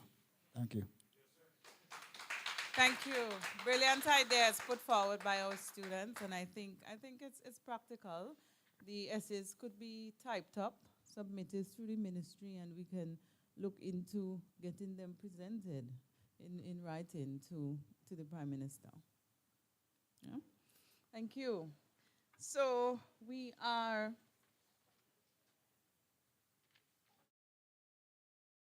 complete with the section of the day's agenda that focuses on the children and the young people, and it's certainly important for us to continue to give our young people platforms where they can express themselves and certainly contribute to the future. So at this point, we are moving steadily along into the second segment of the day. This one will be moderated by Mr. Ronnie Daniel and focuses on environmental stewardship, cultural identity, and a legacy of gratitude and respect, indigenous concept of interconnectedness and sustainability. Just to let you know a bit about the next moderator, he is a program officer with the University of the West Indies Global Campus.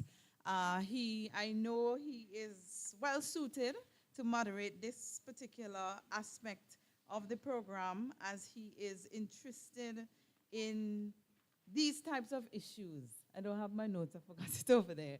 But yes, Ronnie Daniel, well known, and at this time we invite him to take the lead on this section.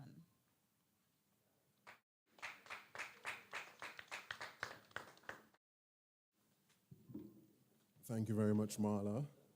And greetings to you, my sisters and brothers, and welcome to all of you who have traveled from afar. And greetings to our students and for their lovely presentations.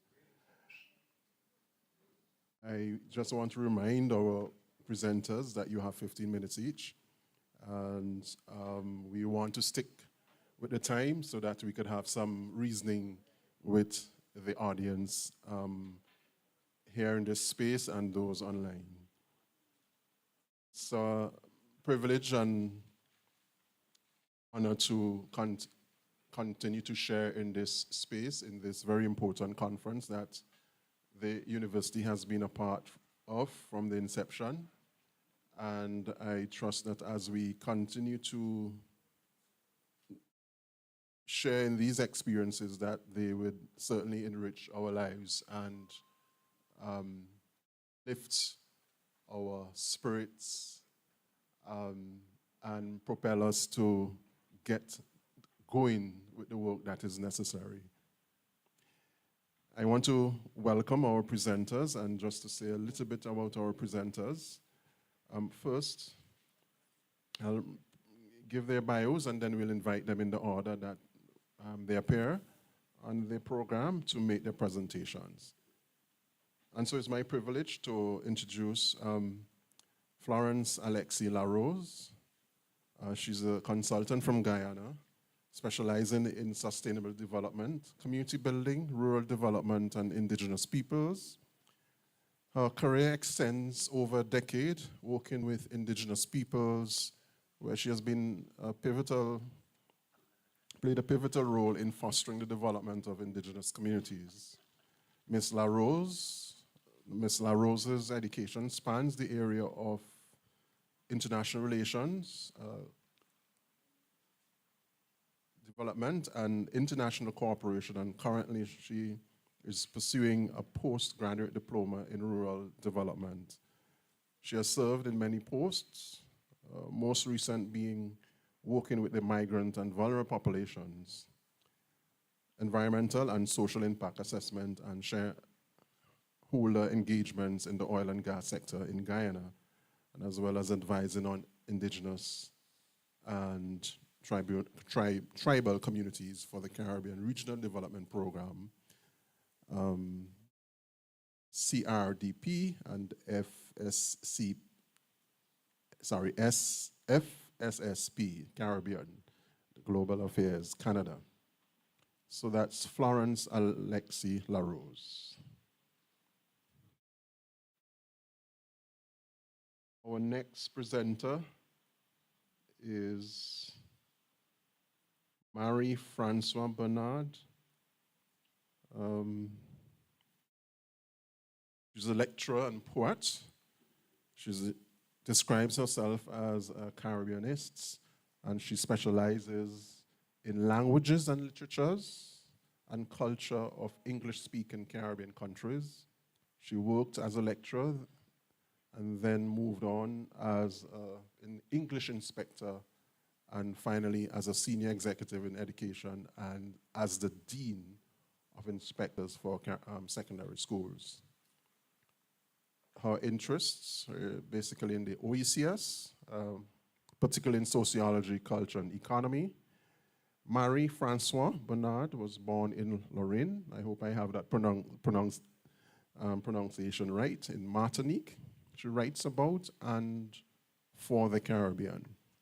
As an essayist, she has produced C'est de Développement Endogé, the English translation, What Models for the Caribbean, under the direction of Professors Laurent and Davidas, Paris. And then the OECS in 10 Questions by Cimarron Edepron in February 2019. I hope I'm pronouncing these right. You'll correct me, Mari. As a writer, she has contributed to various collection or collective works. One, In the Name of the Father, the Son, and the Daughter, too, with Francine Naris, Hamatan, and then an anthology by Nicole Gage, which brings together the writings of some 30 or so women from Martinique. Marie has been active in the Caribbean and internationally as well as a consultant, and she has facilitated the Caribbean Yard Campus, which offers online Caribbean culture courses. And of course, she has founded various organizations, including the Carrie Archipel, a cultural promotion company in Martinique. And she contributes to literary, scientific, and artistic projects for the promotion, of our archipelago and its integration of our greater Caribbean. Our third presenter, who is also assisting us in the technical work, Vanessa. Okay, just a minute, Ronnie, before you go on to Vanessa. The driver of vehicle P8629, you are blocking the vehicle that needs to take some students back to school. That's 8629, I think is the number. We are asking you kindly to remove your vehicle as soon as possible. Thank you. Okay, thank you, Marla. All right. So Vanessa Demission was born in to a Sicilian mother and an Armenian father in the suburbs of Lyon in France, where she was raised alongside her two other older sisters. At the age of 13, Vanessa relocated to Ivory Coast, marking the beginning of a life shaped by cultural encounters and global experiences. She pursued part of her secondary and tertiary education in Abidjan, in Nigeria, until, I'm getting my geography wrong. I'm thinking about Abuja, but it says Abidjan, or Abidjan, as some people say. And she did it until, for a few years, and then moved back to Paris to complete her studies. Her passion for anthropology took her to Livingston in Guatemala in 2005, where she first encountered the Garifuna community people. This experience sparked a deep fascination with their history and culture, shaping her academic and professional path. Vanessa holds a bachelor's and a master's degree from the University of Paris, and I see 8, you'll explain that, as well as postgraduate degrees from the Institute of Economic and Social Development Studies at the University of Paris, Panthéon-Sorbonne. Her research focuses on history, culture, and preservation challenges of the Garifuna people. In 2008, Vanessa moved to St. Vincent, where she served as director of the Alliance Française until 2022. And during her tenure, she actively participated in numerous cultural and national indigenous heritage activities, both in St. Vincent and across the Caribbean. After a 2-year sabbatical in the Ivory Coast and France to reconnect with her family, Vanessa has returned to St. Vincent, where she continues to teach French. She's also a dedicated member of the Garifuna Foundation. Ladies and gentlemen, so Vanessa, and she's right here, our two presenters are presenting virtually, and so it's now my pleasure to invite Alexi LaRose to make her presentation. Alexi, you have 15 minutes. Please welcome Alexi.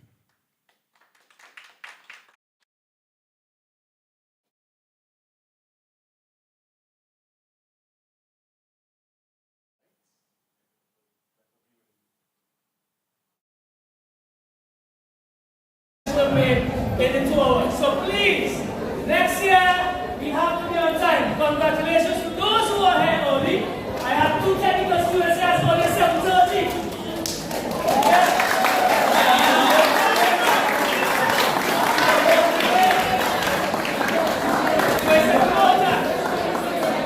Because remember, you are leading the nation next 3, 5, 10 years. You are in charge of whatever you do, or you're going to do at the end of it. So let's be on time, right? So that's the only bad part. Let's congratulate the support on the road.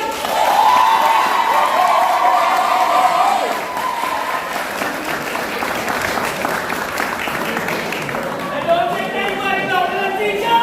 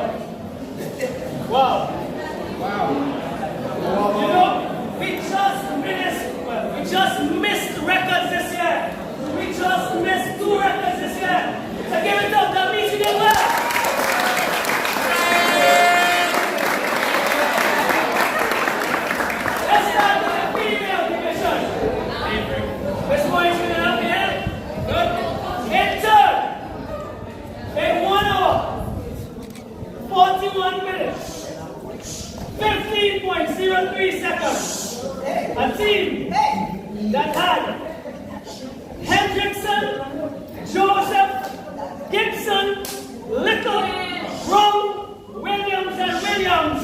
A division of technical!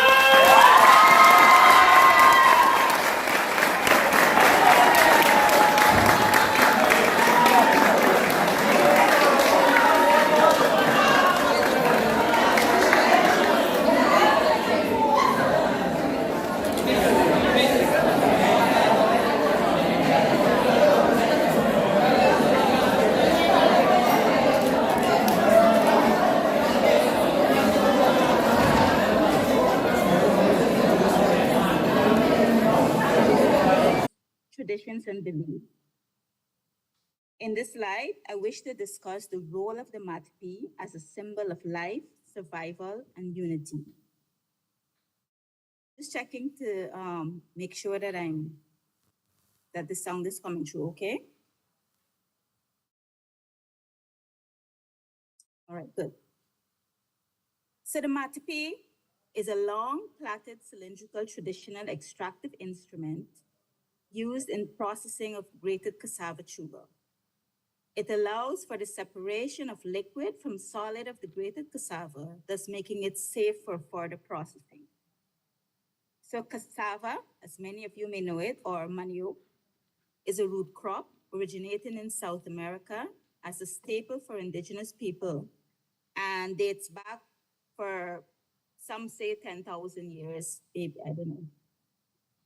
And it has also been brought to the Caribbean following the migration path. And due to our shared heritage, cassava also became a staple in Garifuna cuisine. So not only did the plant take root, but also the traditional knowledge of processing this tuber for safe consumption. Besides allowing us to being able to enjoy cassava bread or cassava or ereba or bami, or any other name that you may know it by, the matapi holds a significant cultural importance for indigenous people in the region, especially those residing in Guyana. And by now you're probably thinking, wait a minute, I recognize this instrument, but we call it by a different name. And you're probably correct. You know, there are variations of the matapi in other cultures, especially among indigenous communities. And here are a few examples of the names by which they're known. So in Brazil, it's known as tipiti. And the use is the same thing. You know, it's a woven cylindrical instrument, and it extracts the liquid from the solid of the grated cassava. I want you to also pay attention to the design and the way in which the weaving was done. Venezuela, it is known as El Cibucan. Again, same purpose, similar method of construction, but because of perhaps a slightly different material use, the flexibility and stretch of this particular Cibucan is it's a little different. And interestingly enough, in Venezuela, this is El Cibucan, but when you talk about Cibucan, it also speaks to the planting of the maypole. And as the story goes, the maypole, when it is being platted, it takes a similar form and shape as the matapi when it is completed.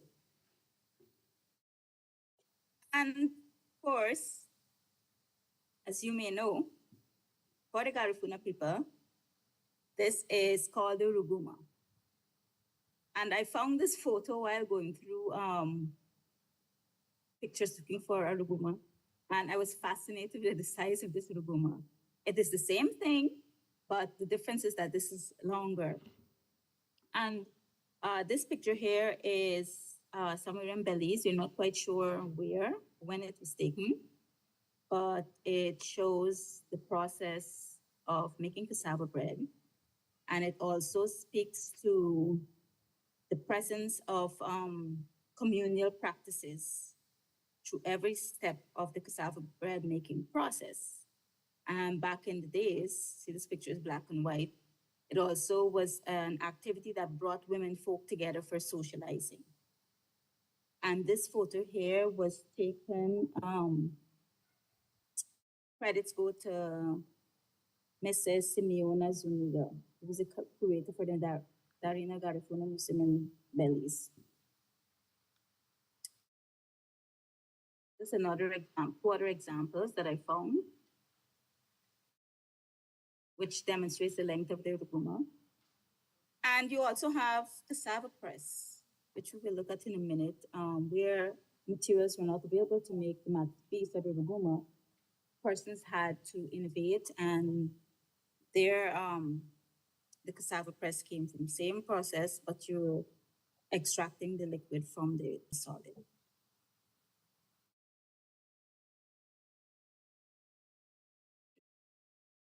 So in the Lakona language, or the Arawak people of Guyana, this instrument is referred to as a matapi. I'm from a Lakona background, and hence my familiarity with the word matapi. In other indigenous languages, other indigenous nations in Guyana, they all have their own language, and they all have specific names by which this instrument is called. Again, you see the design, the different designs of the matapi. The Warao language, The Warao people are also one of the indigenous peoples of Guyana. This instrument is called arahuba, which literally translates to cassava snake. Ara meaning cassava and huba meaning snake. We will come back to this though. And what we have observed is that it is essentially the same apparatus, slightly different variation based on material, length, flexibility, but is doing the same job and fulfilling the same purpose. The matapi is a profound symbol encompassing life, survival, and unity for indigenous communities. And it represents a shared cultural heritage among indigenous peoples. Its use dates back to centuries and is deeply rooted in traditions and daily life of indigenous communities, where traditional cassava processing is practiced and passed down through generations, fostering a sense of continuity and connection to ancestral knowledge and practices. So I just want to go back to slide 6. And I want us to examine the construction of the matapi a little bit. It is typically made from woven fiber of reeds, which are selected based on their ability for flexibility and strength. In the case of Guyana, mukru is used. And mukru is a non-timber forest product that provides the material for this type of craft. And its design allows for the efficient extraction of liquid from grated cassava, ensuring that the toxic juice is removed before the cassava is processed further. So during the weaving process, the reeds are woven into a long cylindrical shape, and the matapi has 2 loops, as we can see, one at the top, other at the bottom. Top loop is used to secure the matapi, often on a rod or a stick, so it can hang vertically, like this here. And a bottom loop is used to apply pressure, usually by inserting a stick and adding weight to squeeze out the liquid from the cassava. So this shape allows the matapi to act as a strainer, effectively squeezing out the liquid from the grated meal. Once the cassava is grated and placed inside of the matapi, it is hung vertically and the pressure is applied to extract this liquid. And this process we know is crucial for processing cassava-based foods.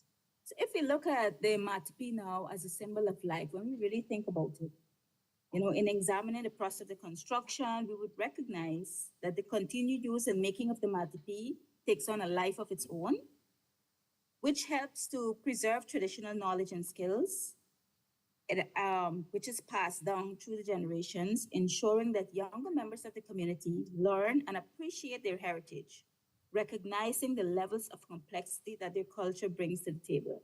It was really pleasing to see the young people this morning participating and contributing to the discourse that is happening over these couple of days, and to see their interests in their culture and being proud to take on the mantle to carry on those traditions and learn about their culture. So we go back to the creation and the use of the matapi. It demonstrates the ingenuity and adaptability of indigenous peoples, having developed an instrument using locally available materials that literally separated life and death, and allowing us to expand our critical food base and critical food source, thus showcasing their ability to innovate, not just to survive, but also to thrive in their environment. Where traditional food scientists, traditional engineers, traditional skilled artisans study the environment in which they live and how both flora and fauna operated in nature. And they were able to pattern an instrument which was an effective solution for food preparation. And that changed the game of cassava becoming a staple of our diet. Such innovations reflect ingenuity and resourcefulness of culture. And in this case, the ingenuity and resourcefulness of our ancestors in utilizing available material to create and to innovate. Let's look at the design and use and how it was patterned off of nature. When we talk about patterning instruments off of nature, I would like to take you back to the Warao name for the matapi, which is Arahuba, which literally translates to cassava snake. If you are to pay keen attention to the pattern of the weaving of any of the instruments and the operation of the Arahuba, and if you know a little bit about snakes, specifically the anaconda, we would come to recognize that in order to be fed or filled, the Arahuba needs to contract. The tighter it contracts, the more it can hold. Same thing with the anaconda when it's preparing to swallow its food. In order to facilitate the draining process or to squeeze out or strain out the water from the mixture, the Arahuba needs to release or be stretched to complete this mission. Again, same thing for the digestion to take place in the anaconda. And in this photo, it is being stretched with weights at the bottom to assist the process of extraction.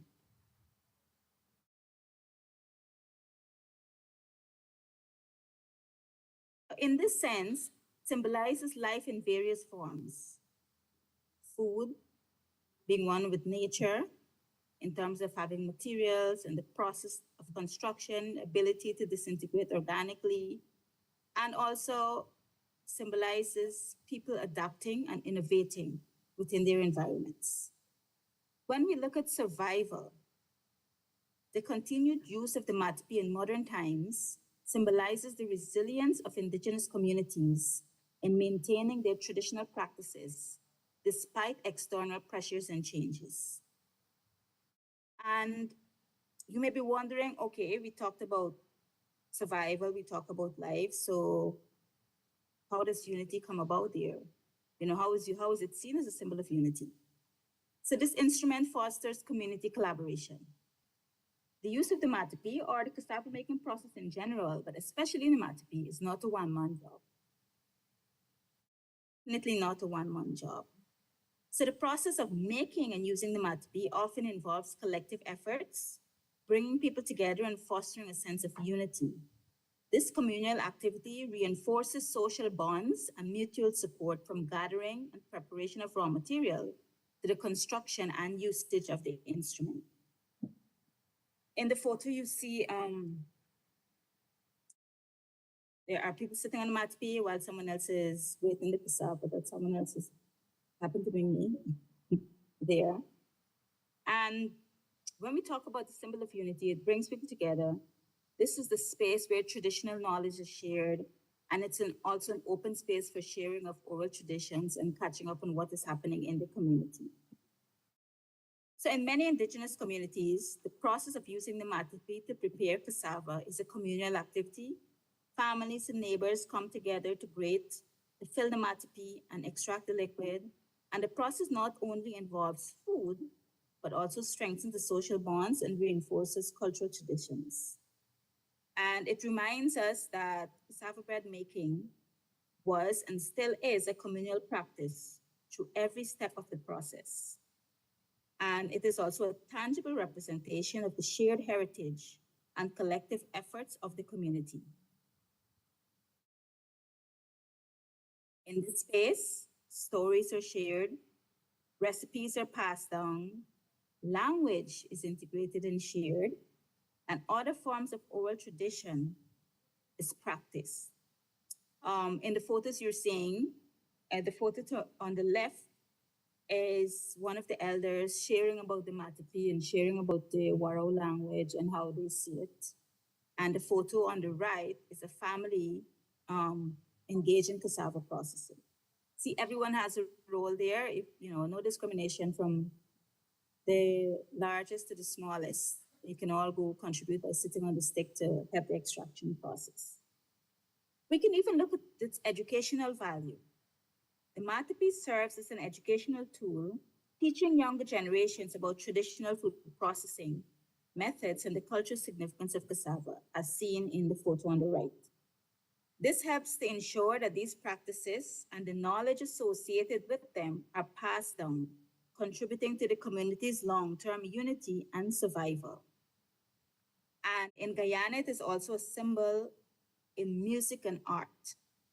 The Matapi is celebrated in songs and music, and there is a popular song called the Matapi song. If you go on YouTube and you check it out, by the singer is Julian Katawa, the Mighty Pakuri, as he's known by. And this song highlights the importance of the cassava and calls for its protection, symbolizing unity and preserving cultural traditions. These are aspects that make the Matapi a significant symbol, reflecting the values of sustenance, cultural continuity, resilience, and community cooperation. So the Matapi and the practices surrounding it represents a connection not only in the community in which you live, but a connection to our ancestors and a way to maintain our unique cultural identity.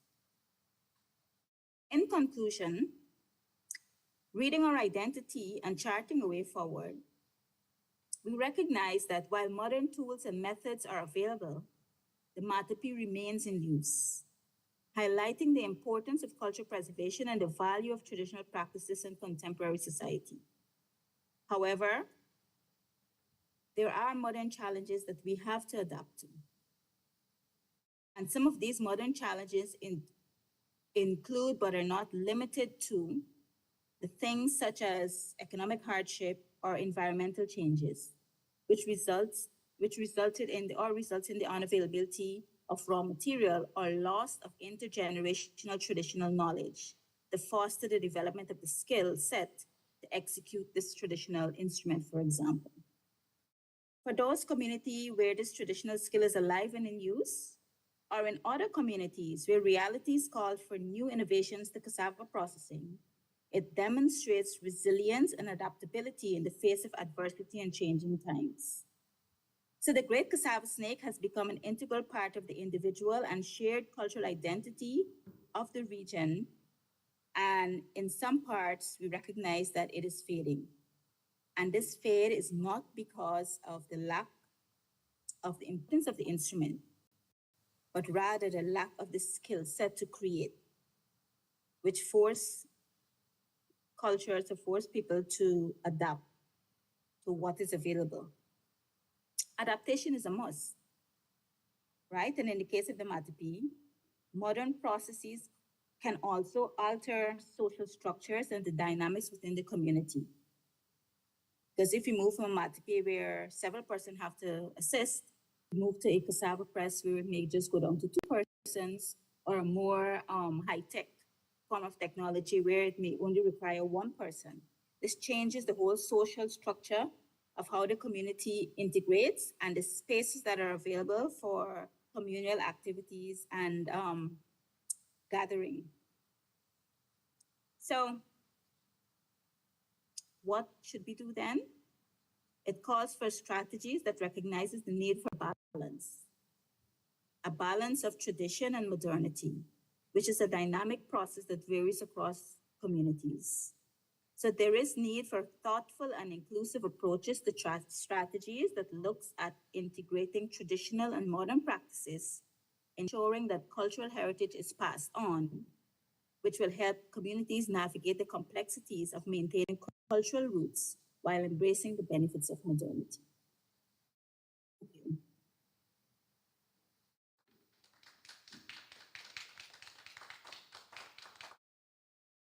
Okay, thank you very much, Alexi. And we trust and hope that you can remain a little longer so that if we have any questions, you could respond appropriately. Thank you very much for your presentation.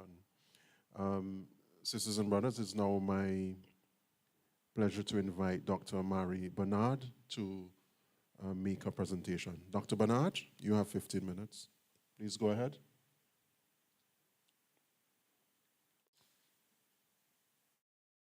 Please welcome her.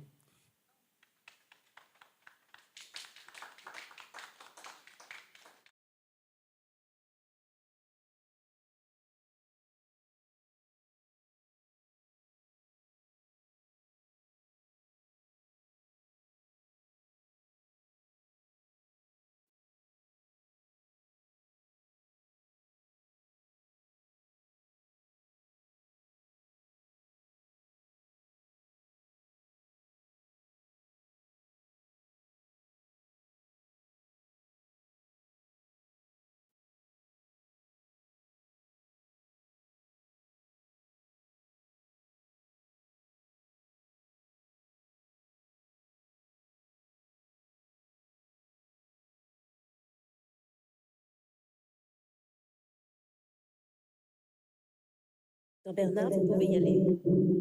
We can hear you.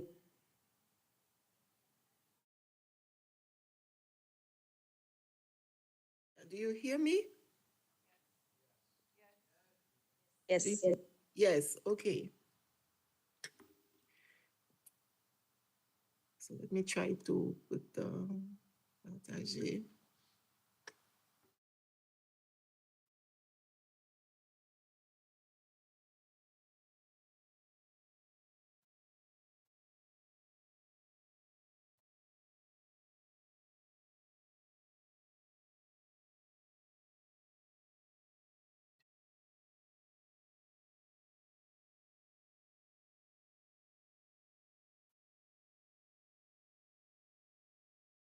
So I will wave out the presentation because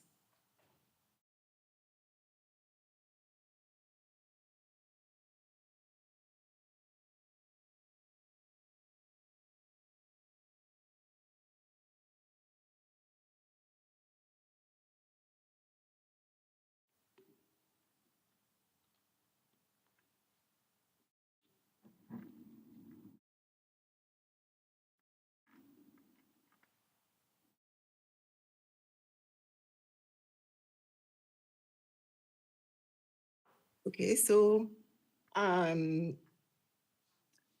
Your Excellencies, distinguished guests, and in St. Vincent and online, I am greatly honored to be part of this 12th International Garifuna Conference. So on October the 7th, 2023, on the occasion of International Creole Month, I gave a presentation about the Garifuna people's resistance and the national hero, Joseph Chatoyer, the national hero of St. Vincent, Joseph Chatoyer. The people who attended the Territorial Archives Auditorium in Martinique confess that this episode of Caribbean history was totally unknown to them. They had never heard anything about Baliso before, but they showed great interest. I promised to tell more in a future meeting. I didn't know that I would have the privilege to attend such an important event as this 12th Garifuna conference today. I hope that our words will meet them thanks to social media. Before starting, I would like to give thanks to my ancestors, especially to my grandmother Tina and her sister Rose, who taught me the basic elements of Kalinago traditions like weaving baskets, making bakwa hats, and traditional cooking, fishing, and storytelling. I will also thank Zoila Ellis and her sister, who have been strong cultural references for me in my attempt at completing my Caribbean identity through self-reparation. As a Caribbeanist, I aim at building more connection between our Caribbean peoples. Aimé Césaire, our local poet, wrote, I inhabit a sacred wound. I repeat, I inhabit a sacred wound.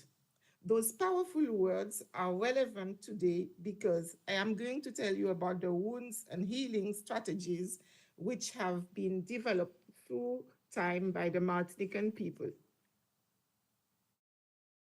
Martinique, respectively called Martinino and Wanakaira by Arawak and Kalinago people, belong, like other Caribbean countries, to the civilization of Manihot Esculenta, bitter cassava.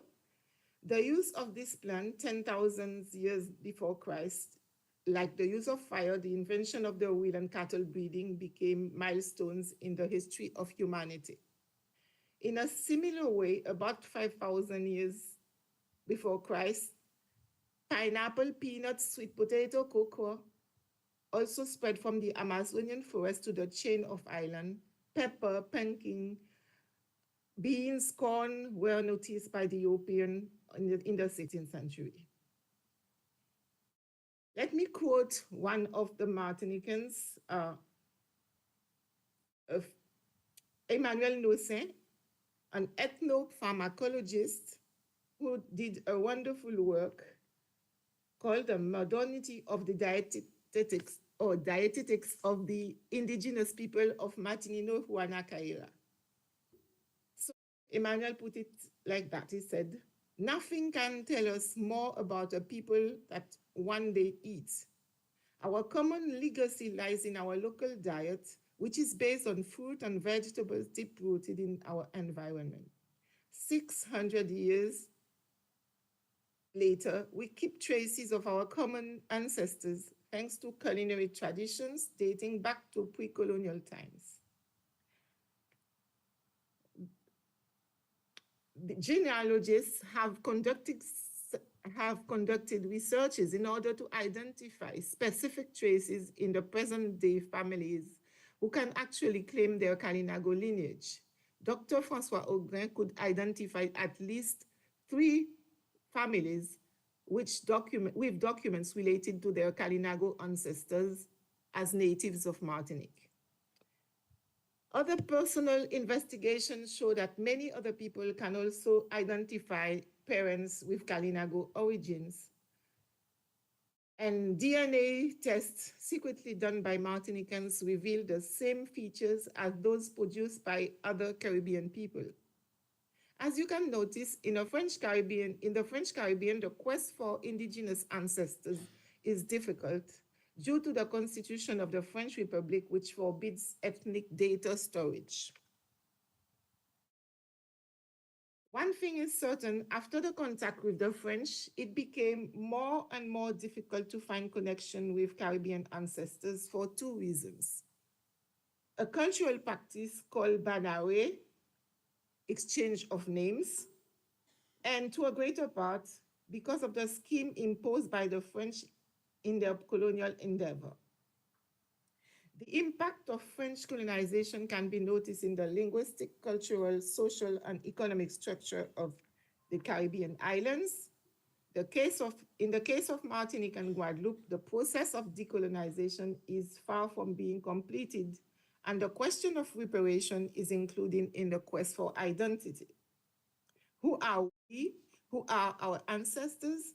Do we have evidence of our Kalinago lineage? Where in Africa do we come from? Who are we going to ask for reparation? Such questions are commonly heard in public debate. We also notice a kind of rivalry in ancestral legacy. The Martinicans had to go through several stages in their quest for identity. 3 prominent thinkers, we call them Mapipis. 3 Mapipis have shaped what can be acknowledged today as a path towards the making of a people. The first stage was the recognition of African roots. Initiated by Aimé Césaire, Suzanne Roussy, and Paulette and Jean Nardal, the movement of negritude emerged from the specific socio-historical context of the 1930s. Referring to Czech Kanta Diop denunciation of European imperialism, the struggle against racism became an opportunity, and the people were offered, of the time were offered a new reading of colonial history. Césaire completely destroyed the assertion that Africa was a single unit. Tribal identities were restored, and Africa was now referred as the cradle of humanity.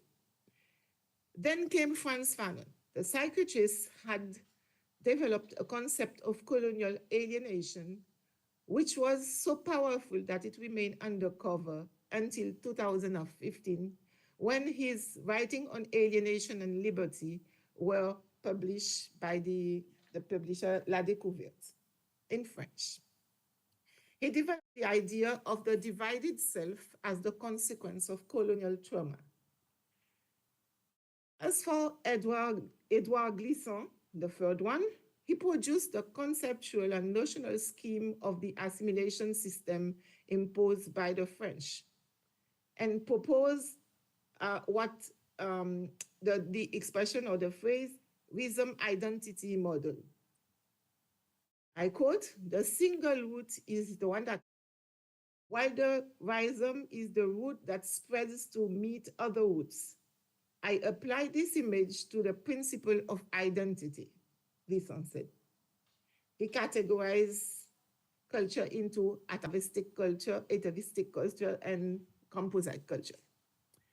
The last stage in the Martinican quest for identity was reached with the concept of creolization or creoleness, presented in the essay Praise of Creoleness, Éloge de la Créolité, a bilingual essay written by three chanterelles of the cause, Jean Bernabé, Raphaël Confiant, and Patrick Chamoiseau. I quote, "We are not African, we are not Asian, we are not European, we proclaim ourselves Creoles. 3 centuries of common experience with languages, customs, cultures from different parts of the world have forged a new humanity.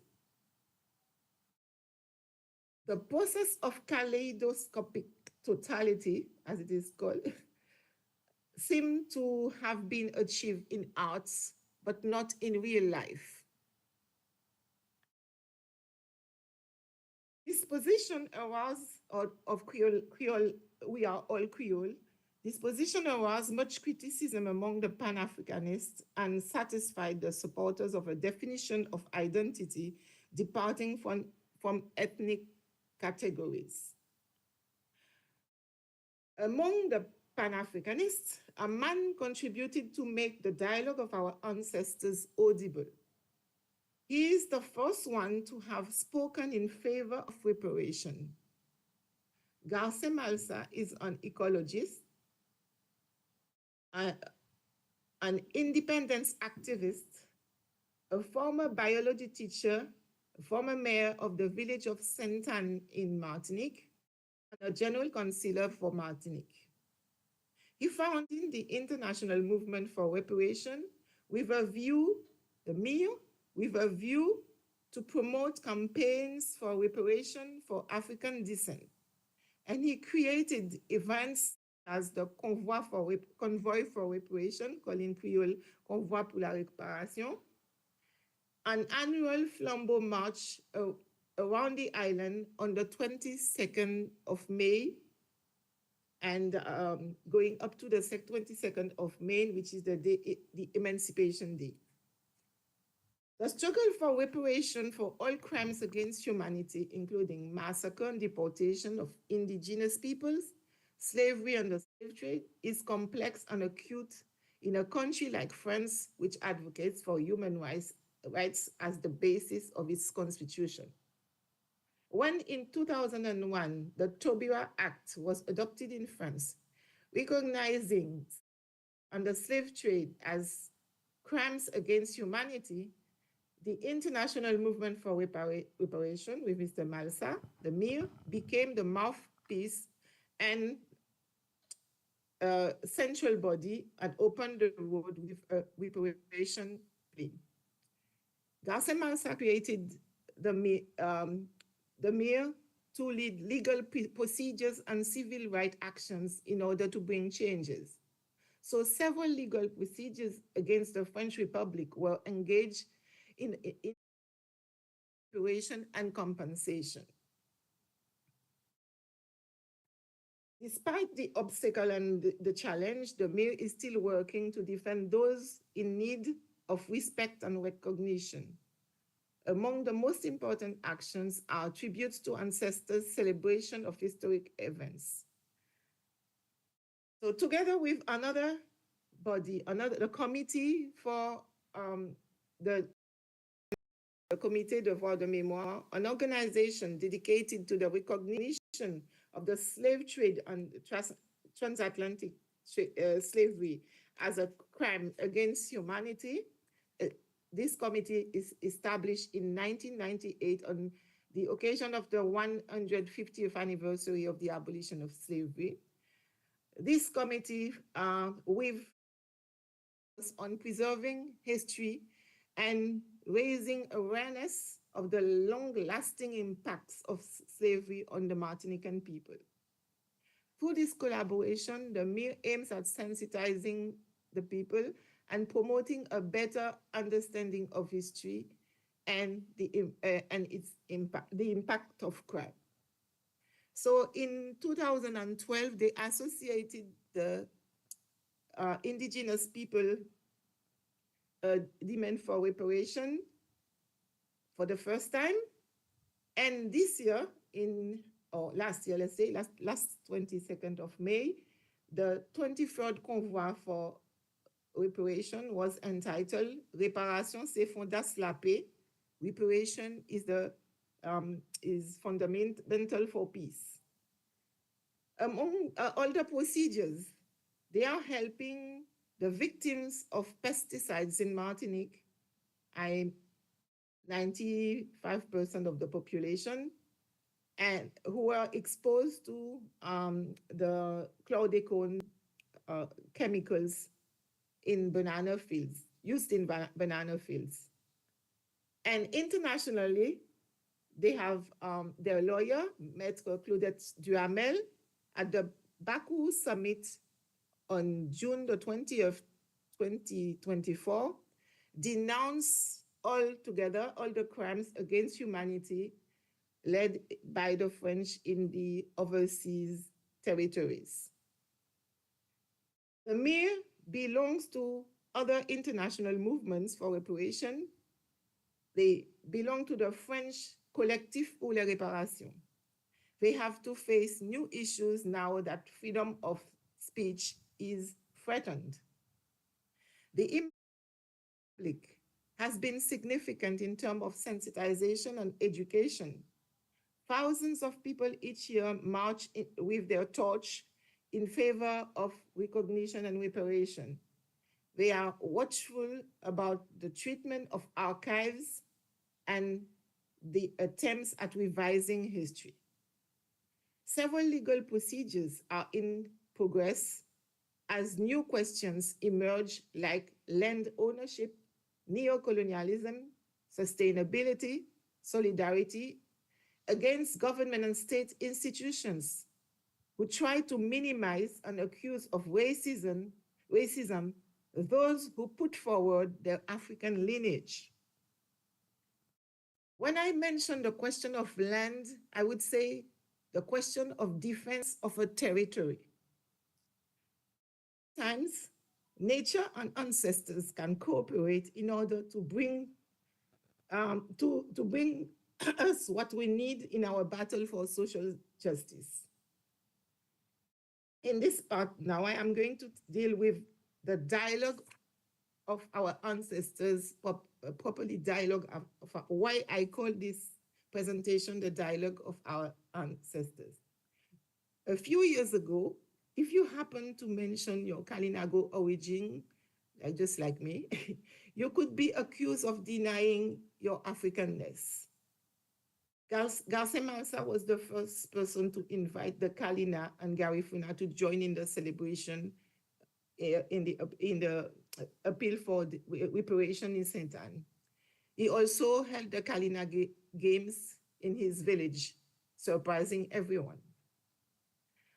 Mother Nature, Mami Water, or the spirit of hurricane, had done their parts of the job when, in 2007, Hurricane David revealed a cemetery at Osbele, a creek near a fisherman village, the fisherman village of Osdale, named after a Kalinago's chief. Subsequently, the subject for archaeological excavation, which unearthed 30 burials of 20 square meters, simple burials, the individuals being placed on their backs, wrapped in a shroud with no furniture and no personal objects. I quote, "These individuals are of all ages and both sexes. Dental analysis show file trim canines, indicating that these individuals would have come from Africa, where this initiatory practice would come from. They would then be deported to the Americas." The archaeologists concluded that this site was a slave cemetery dating back to the colonial era. The location seems surprising at first glance, since it is isolated far from worship places of the time and the associated parish churchyards, sorry. Of low interest to the colonial plantation, Osbele was used as a burial site. Spirits can be cunning sometimes. Surprisingly enough, other elements have been discovered under these tombs, attesting to a pre-Columbian occupation. I quote, a burial with a male individual found in a semi-seated position in accordance with Amerindian funerary practices. These associated with pre-Columbian furniture, in particular, a pottery platen foot attributed to the 11th to 14th century AE period. The archaeological intervention, a service provided for the Department of Cultural Affairs of Martinique by the INRAP, consisted of excavating a 1 meter wide strip of land parallel to the shore in order to allow physical protection of the bank by the Conservatoire du Littoral, our national trust. The bones had been transferred for archaeological studies. A collective of local residents gathered in 2019 under the name of Collective Osbele and requested the return of these bones to the site. Their demand was met, and the bones returned on a first memorial stone was created the same year, honoring the memory of these common ancestors. In March 2023, the bodies were reburied with dignity in a monument called Wash l'Histoire, Walk of History, a monument, a sculpture made by Isambert Duriveau, famous sculptor in Martinique. The bones collected in the slave cemetery from the 18th century and those of the defunct from 2 periods of pre-Columbian occupation in the 5th and 12th centuries were reburied together with dignity in a marble tomb, especially designed and built for the historical event in the place where the inauguration of this commemorative monument took place on March the 22nd, 2023, when the excavation process was publicly explained before an audience of about 100 people. The presentation was followed by a moment of meditation and libation. I see some similarities with the acquisition of Baliso as a sacred shrine. So on this place, you can read dignité, l'honneur, respect pour you. Dignity.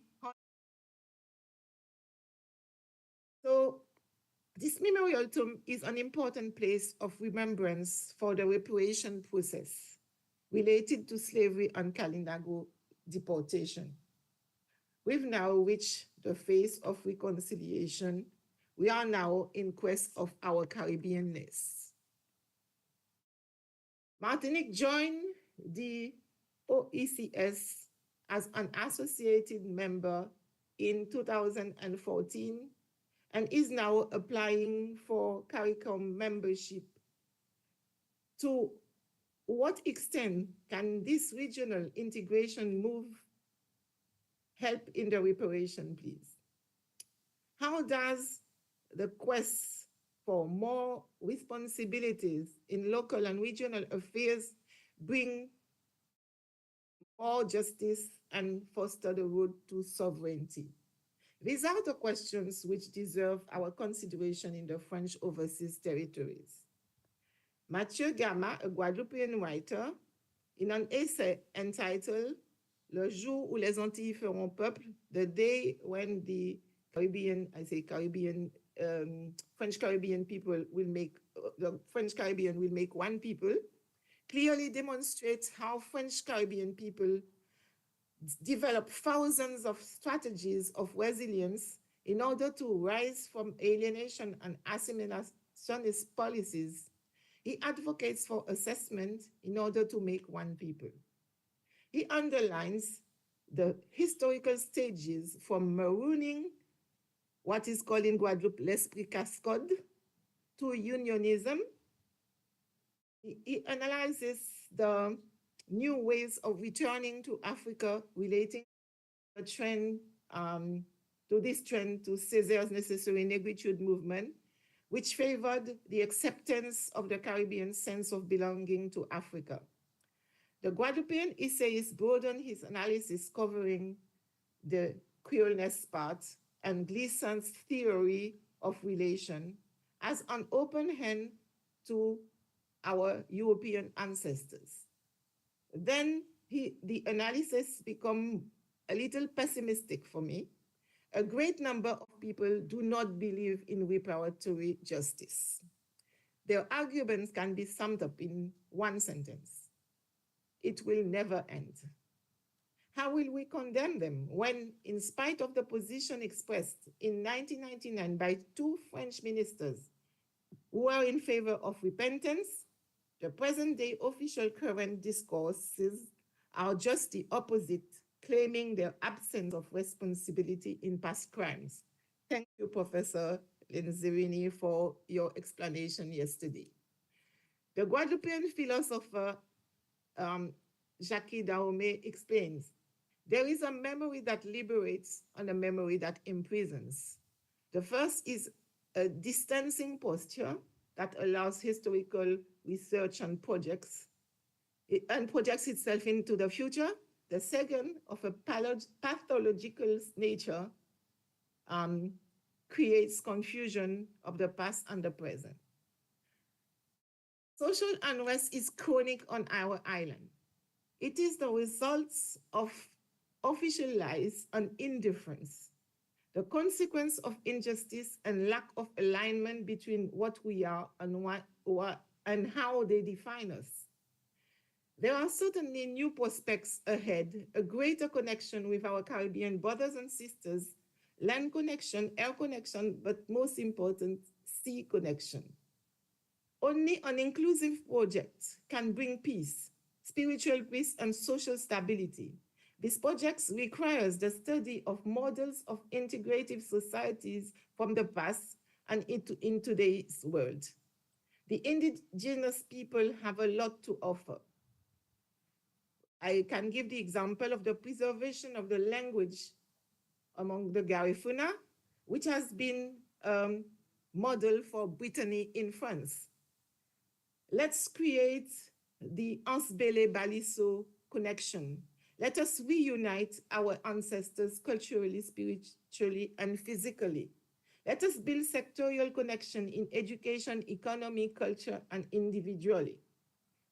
So to conclude, to finish this, my presentation, I would give you an example.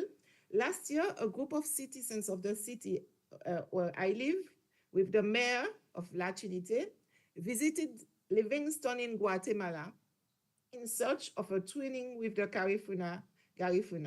Let's hope that the best will come out of this first meeting. And because I think we are all spiritually Garifunas. So I will pass the mokoto, as they say, to the next person after having said that. I think we have a lot of questions about what I said. Okay, thank you.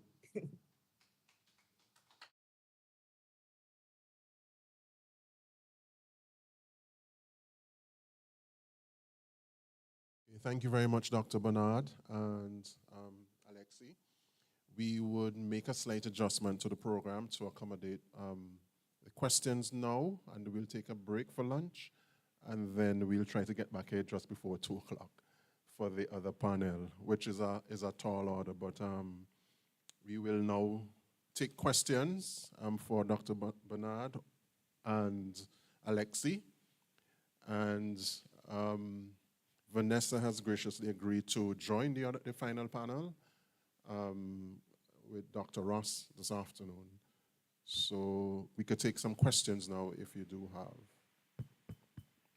I have a question for Alexi in relation to the Matapi. Go right ahead. Yes. Alexi, I visited Guyana and I was very excited to be able to purchase a Matapi, which we call Ruguma in Belize. How prevalent is she online?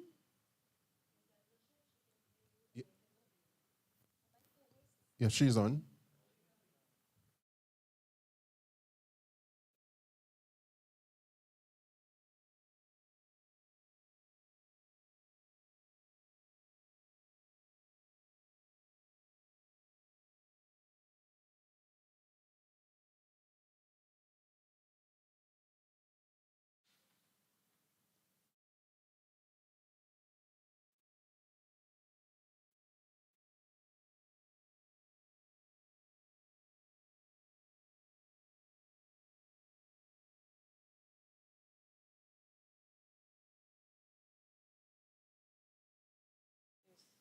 Alexi?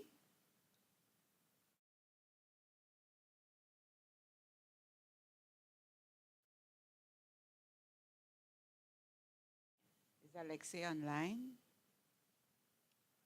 Yes, she is, but I don't think she's hearing us. And I noticed this is muted. I don't know.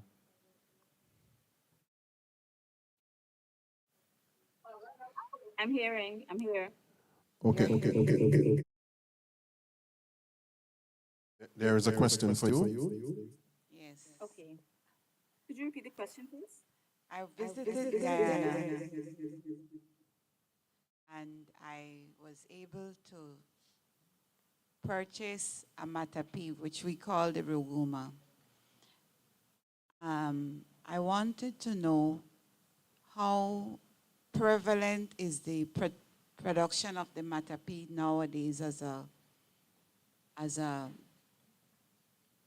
Alexi? Yes, I'm hearing. Yes. How prevalent is the production of the Matapi, which as a cultural item, and how much is it still being used in the communities in Guyana? Well, I'm going to start answering a question from the back. So it is very much in use in communities in Guyana, across Guyana. And one really good thing is we have not shied away from passing on that traditional knowledge. Though it is not as though it is not done on a large scale, it is still being passed on. And the purpose of the MATP, is it's still driving that community unification process. So it's very much in use. People are still making it. A couple of months ago, actually, I was able to visit a community and there was a youth actually making a MATP. So it was really nice to see that, youths are proud to take up their traditional skills and execute it. And it's also for sale because there are some communities where they don't really have a lot of matmi makers. So they need to source it from other communities. So in that sense, it provides a source of income for those that are manufacturing this instrument.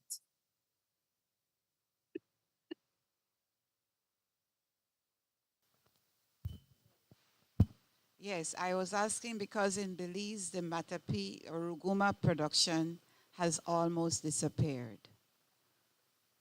Now it is made in Honduras and it is bought from Honduras, but in Belize itself, the traditional way, which was similar to the way that you described, it's very difficult to find any in Belize at the moment. So I think that you have to be aware that those traditional technologies can die out if they're not promoted and encouraged at the local level. Okay, thank you, Zola, for the question. Any other questions for Dr. Bernard or Alexi? Yes, the microphone, please.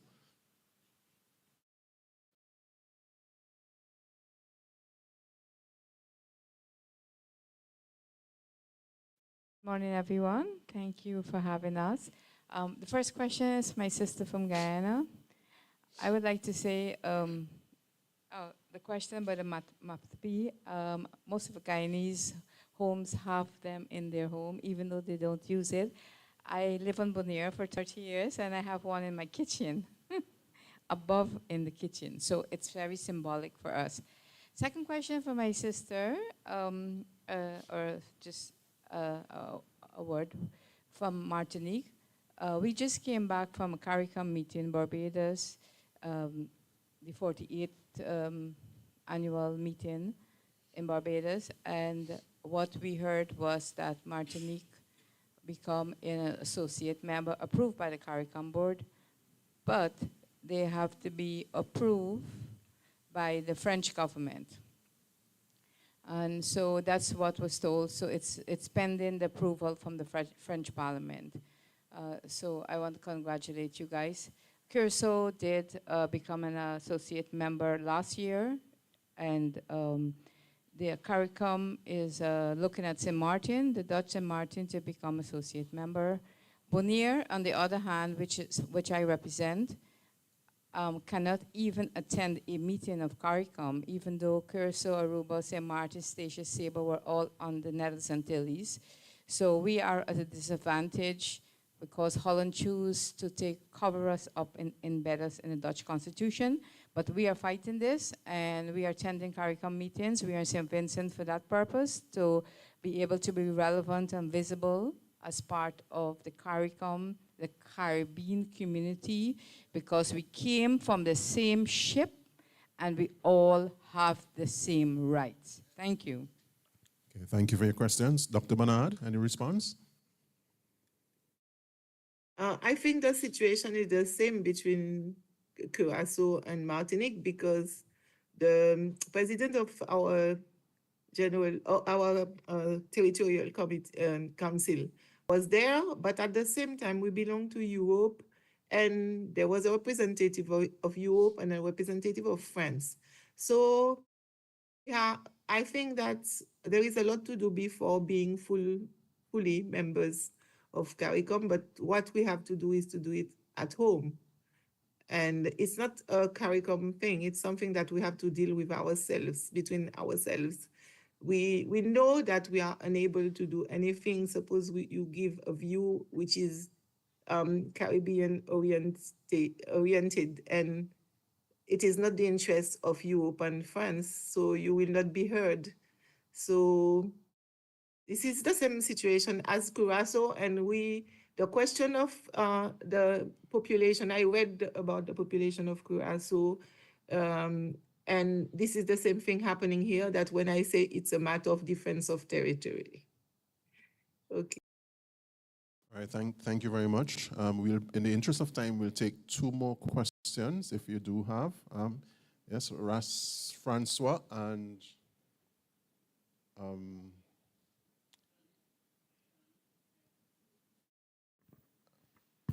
go right ahead. Greetings. Welcome to all my brothers and sisters in this audience here. Well, I want to touch a little on the cassava itself. Now, in St. Vincent or in UWI, we have 2 varieties of cassavas. We have one called the bitter cassava and one that is called the sweet cassava. I find that in UWI or in the Caribbean as well, that we are distancing ourselves from the use of these products. And these products are very essential to our health when we look at our ancestors. Because in St. Vincent or in the Caribbean, we more gravitate to flour and rice rather than our cassava products of cassava. And we find that these food that we gravitate to have adverse effects on our health. For example, I have seen in Ghana, in Africa, people consume cassava products on a daily basis.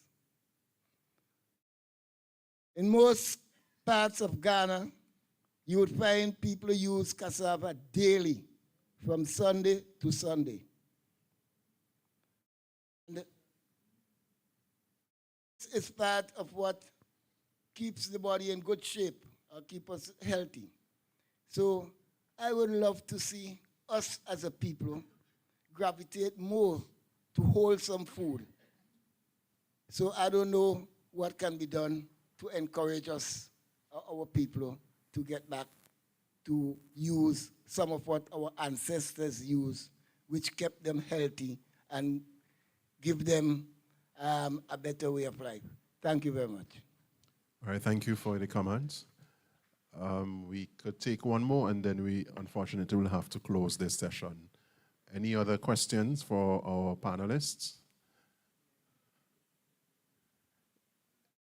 If not, then on behalf of the organizers, I wish to thank Dr. Bernard and Alexi for their presentations and you for your questions. And I'm really sorry we can't go on because there are some other issues that were raised by Alexi, both presentations, but in the interest of time, we'll have to close. Thank you very much. And thank you, Dr. Bernard. Thank you, Alexi. And we look forward to your further contributions to this conference in the future. Thank you very much. And we thank Vanessa for the technical assistance and Monty, and for Vanessa for graciously agreeing to defer your presentation to the next panel. Thank you very much.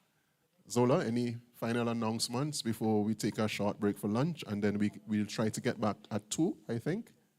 Yes? Zola? Okay, so we could close. Brothers and sisters, thank you very much. We have a short break now for lunch. Refresh yourselves. And then we will come back just before 2 for the panel, the next panel, which will be led by Brother Vincent Reed. Thank you.